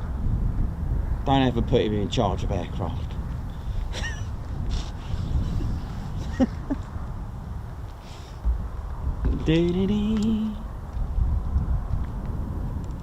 But I get his point. They are quite similar. That is a very real interesting change of temperature as soon as that sun goes in though. That is really cold.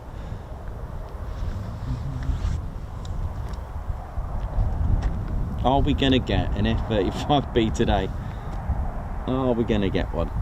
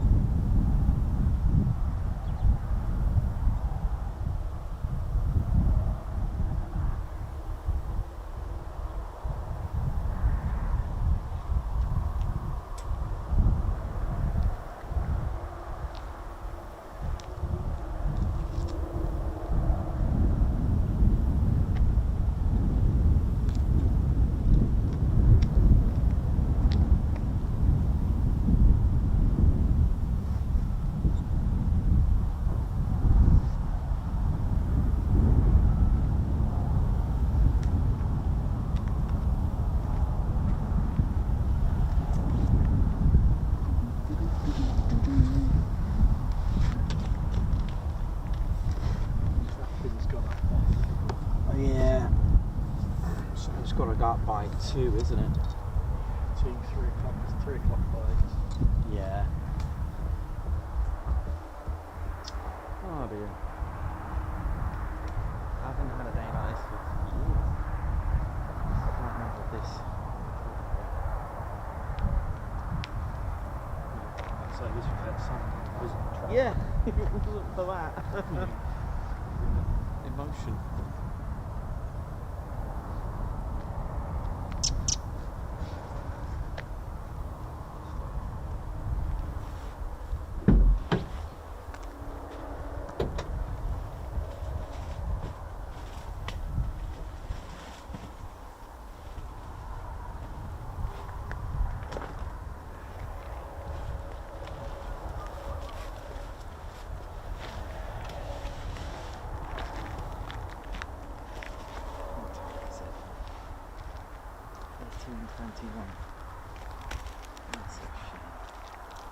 Good day for it as well, you know. It would have been ace. Sod's law. Yeah, always.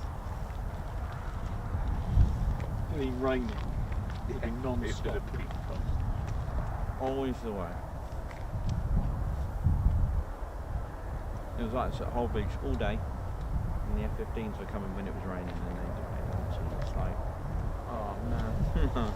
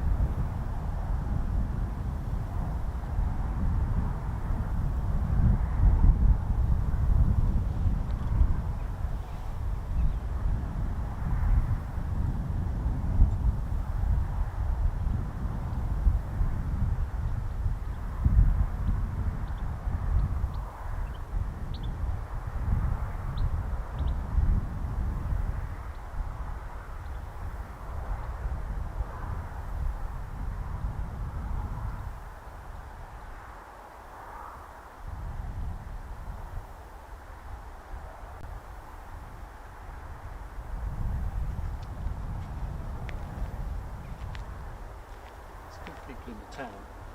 It's moving around. Yeah.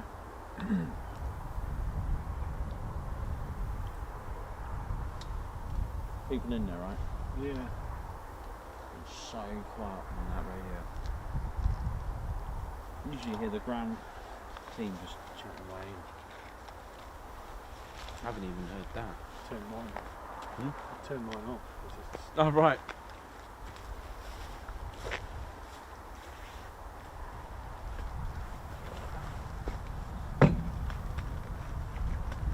It's in the sight of the ceiling. Press 3 laps as his limit. I have to measure it, see how far it is around the ferry track. Probably 6 or 7 miles. Yeah. Yeah, it must be. The runway's 2 miles. The runway's 2 laps. Isn't it?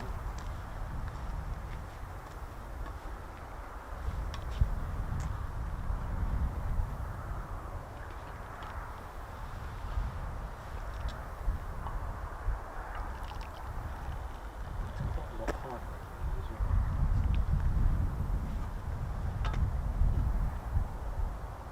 There's bomber dump at the far end. There's a control tower on the top of that one. Oh, over there? Yeah. Yeah, that's the one I meant. Like, Yeah, when I that's was... a watchtower from the old bomb dump. Yeah, it looks old school.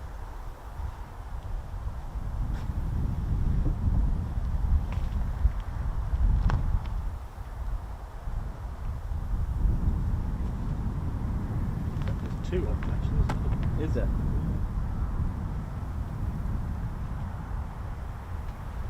The flat top.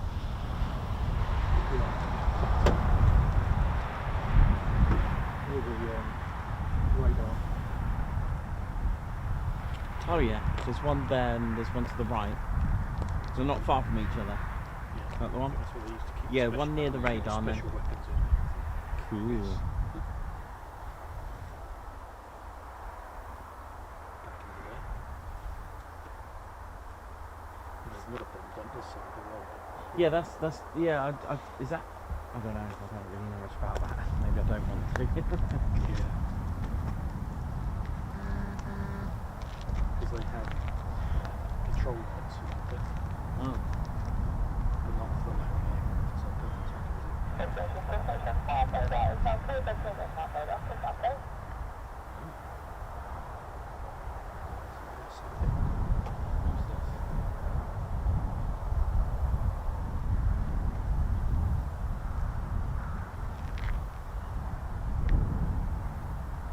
I've never known an airfield to have so many birds of prey.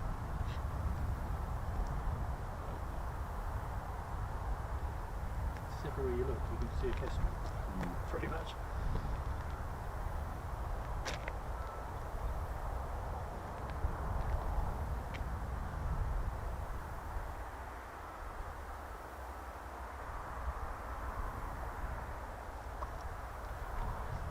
So it's never been sometimes you get packets or something, do Yeah. a few circuits.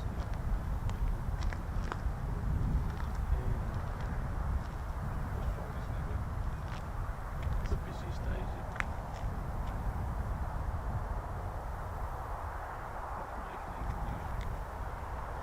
So it just looks like just the 4 MOs then, by the look of it, isn't it? Maybe 2 went last night. Yeah.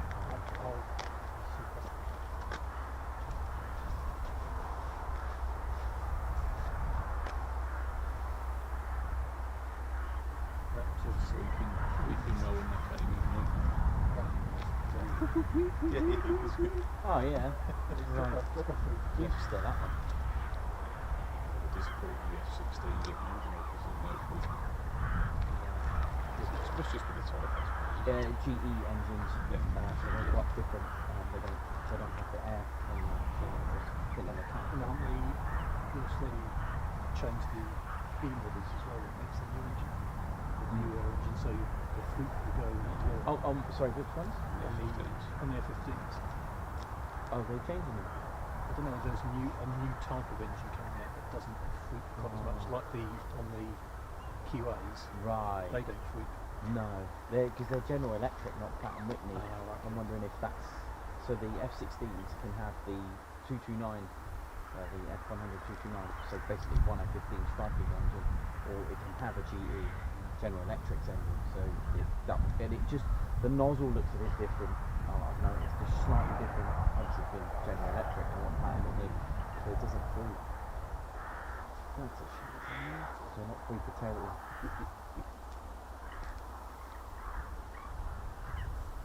Yeah, the ones at RAF freak, didn't they? They were proper freaking about.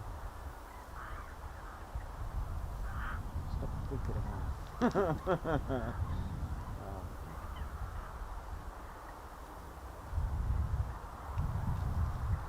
Tempest. Yeah. Yes.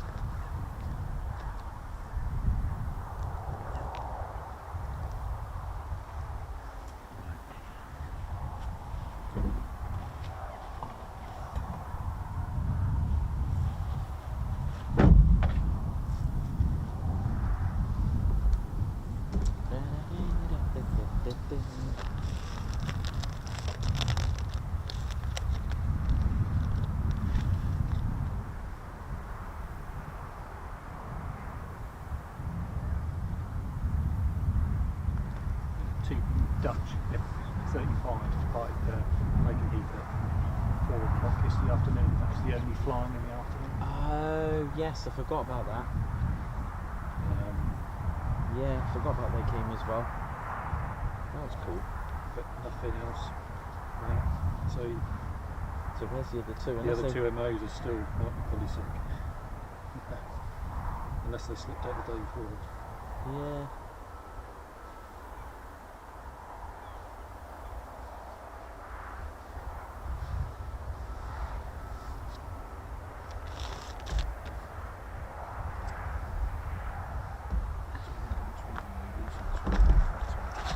How are we doing, ladies and gents, teddy bears? Well, we'll hang on for another hour, and if we don't get anything by then, we'll call it a week. It's been a good week though. It's been a good week. You know, we've always said, you know, when you turn up to airfields, just expect to see nothing. And if you see anything, it's a bonus. I mean, it's not as though we didn't see anything today. We've had aircraft here. We've had 3 different aircraft, one of them doing lots of circuits. We've had an F-35B, but it didn't fly, but it gave us a good show and of its lift system.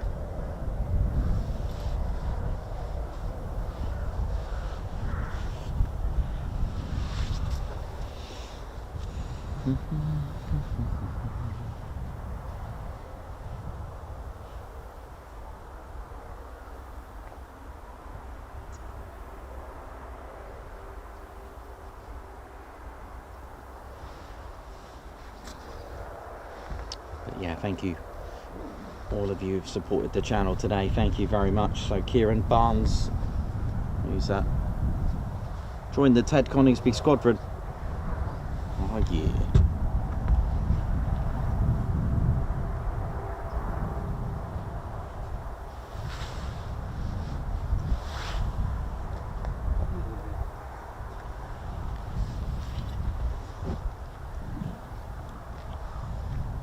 So thanks a lot, Kieran Barnes.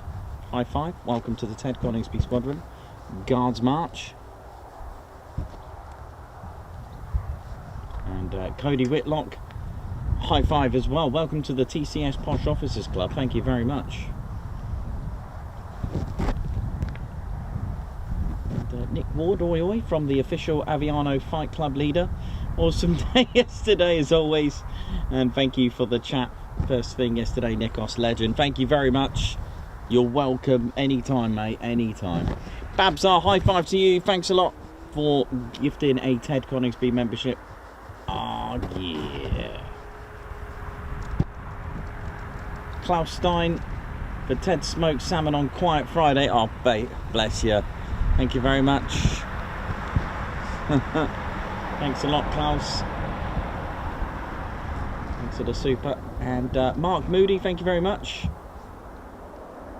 It's slow days like this that deserve additional donations to keep everyone going. Thank you very much. It was very kind of you.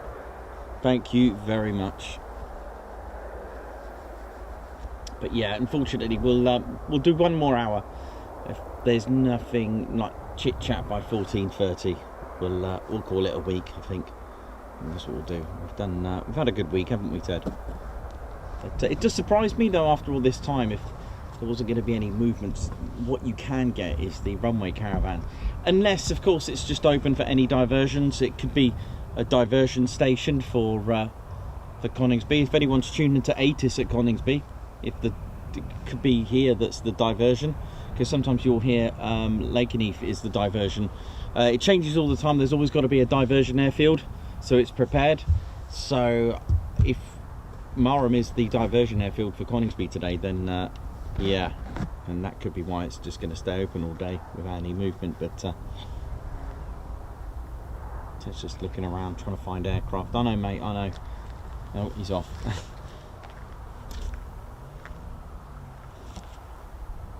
But yeah, I was as soon as I got here in the morning, I seen this hangar empty. I was thinking, uh-oh. Oh dear. So I'll remember that for future. I've never seen it like that before, to be honest.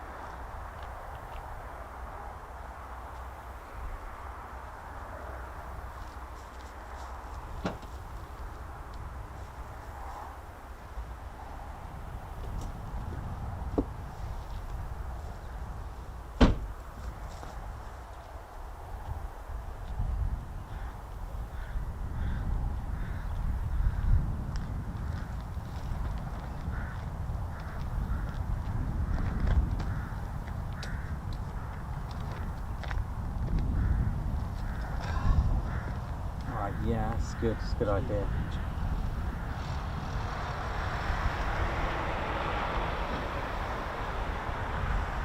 I smell fire. I smell wooden. Oh, there is a fire over there. I guess it's farmers. It's in the distance over there. It's smoking.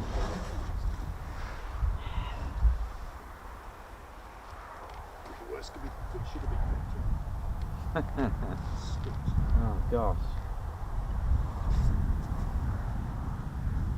Go on, Drew, start him up. Yeah, Nick, come on, Marham.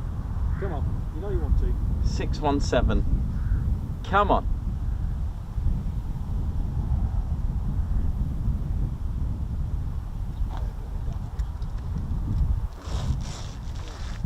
Come on, Marham, start them up, come on.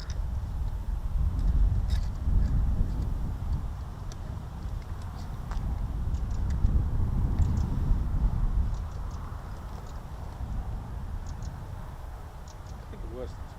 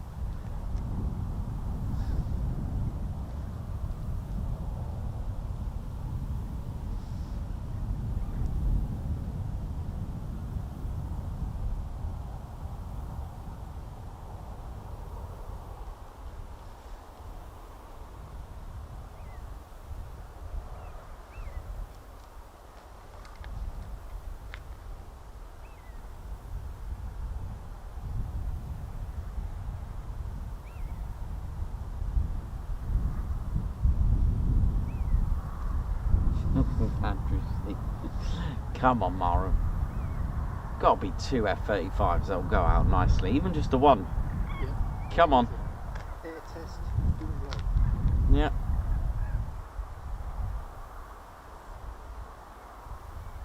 Yeah, all this runway and all this sunshine. Beautiful.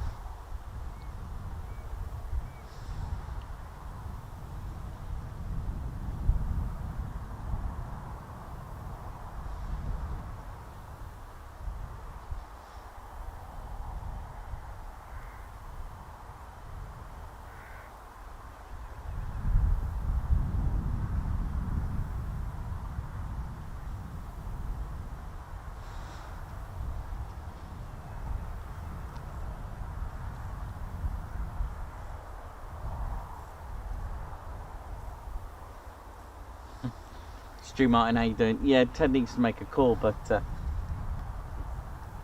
let's have a look. I mean, he did call them today. They are aware, but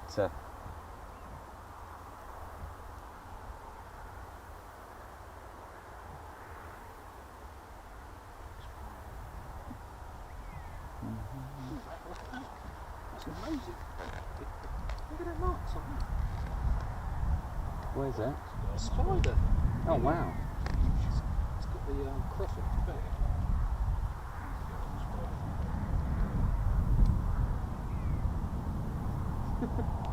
It's not often you just see them crawling around on. That is a big spider.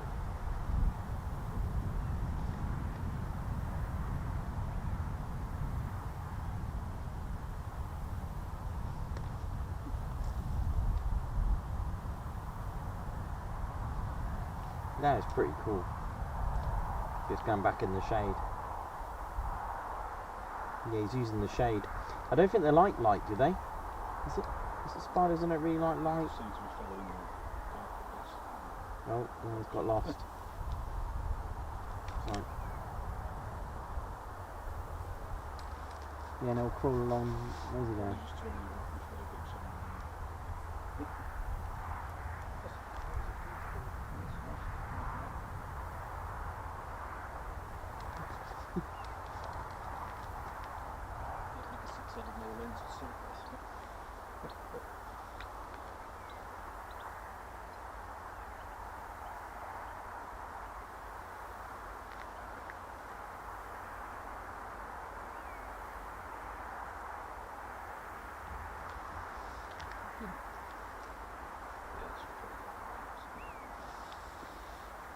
What type of spider is that? Killer death spider. Cool. I don't know. We think it's a garden spider. The Norfolk spider. It's stealth spiders.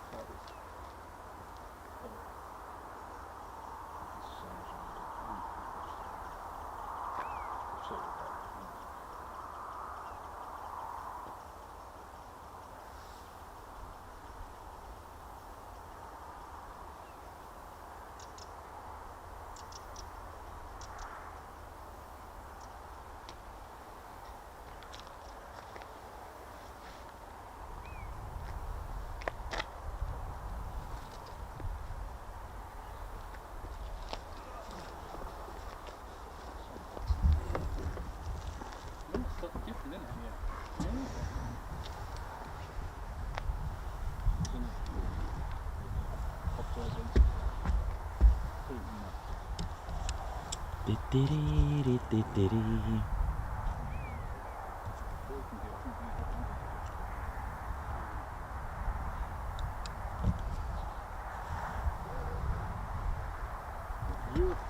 Guard Squadron. Is that what it is?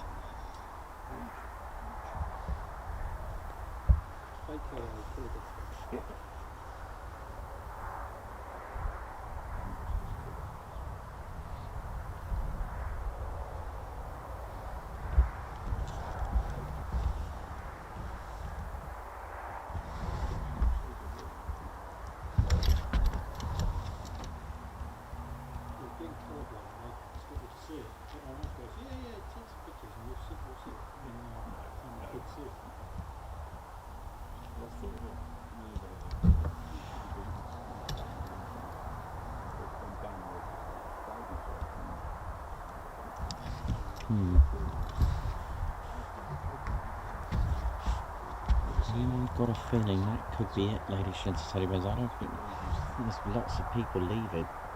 There's no, it's nearly, there's lots of cars leaving the tower, which is a bit emotional. That was full earlier this morning.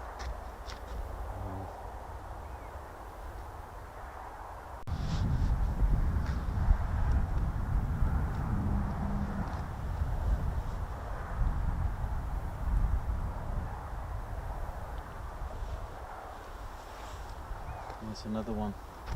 Oh dear. Hang on a minute. I might just. Yeah, that. All these cars going past are actually coming from the tower. There's only like a few there, and the AWCU's there as well.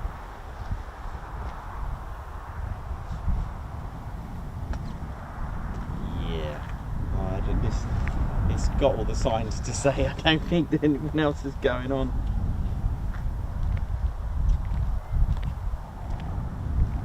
Oh, that's a shame. Let me just check ATIS. This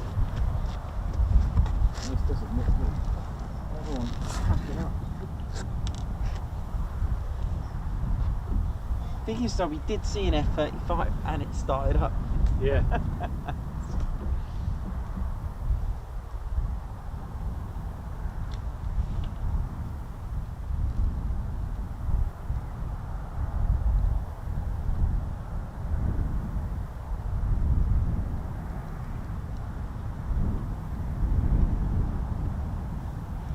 Ground ops vehicles there as well. ATIS is gone. No ATIS.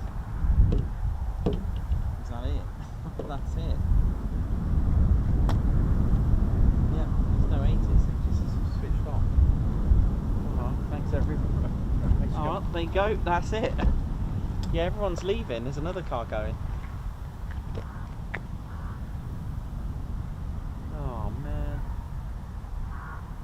Okay.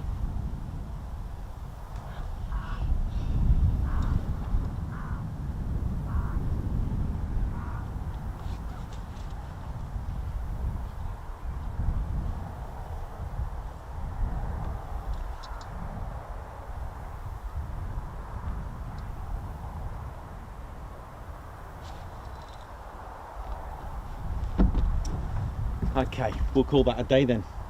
ATIS is off. There is no ATIS, so that is it. Okay.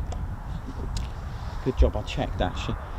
Yes, another car leaving from tower. That is it, ladies, gents and teddy bears. Unfortunately, we didn't see an F-35B fly. We've seen an F-35B, but just not flying. So Stephen Billings, thank you very much. Air Godzilla member for 12 months. Oi. 1 year on here. Thank you very much there, dude. Thank you very much. Give you a guards march. I'll just get Ted. And unfortunately, that is it. The runway is closed. So, wow. Picked the right day there, didn't I? But then again, we saw a Beechcraft, a Red Arrow, and a Tutor. There we go. Not bad. Thanks a lot, Stephen. Guards March, thank you very much. Right, ladies, gents, and teddy bears. Let me just dust Stephen Billings, Air Godzilla. Thank you. Well, ladies, gents, teddy bears, it's been a great week though. A fantastic week. A great, you know, calmed it down, toned it down to the end. But, you know, we've had great days at Marham. It's just one of those things, like we've always said. So, there we go. Well, we're going to enjoy the rest of our week. Ladies, gents, teddy bears, thank you all so much for the support this week. And it ended on a sunny day. The one day that's actually probably the nicest day of the week. We didn't get any F-35Bs, but they're minus ways. Right, it's been enjoyable though, especially with everyone on board and supporting the channel. So, without further ado, let's start our weekend, Ted, yeah? Alright, so ladies, gents, teddy bears, my name's Nikos, I've been your cameraman and commentator. This is our squadron leader, Ted Coningsby. You've been watching the Ted Coningsby channel live here at RAF Marham. And for the last time for the week, it's see you soon. Wish you well. Have a good weekend, everyone, and enjoy. Stay safe out there. I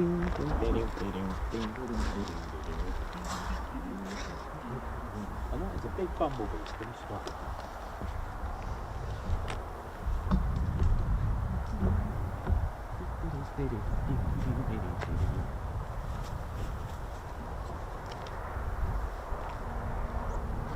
Mike, Golf India, Bright Circle 1, right to 8 1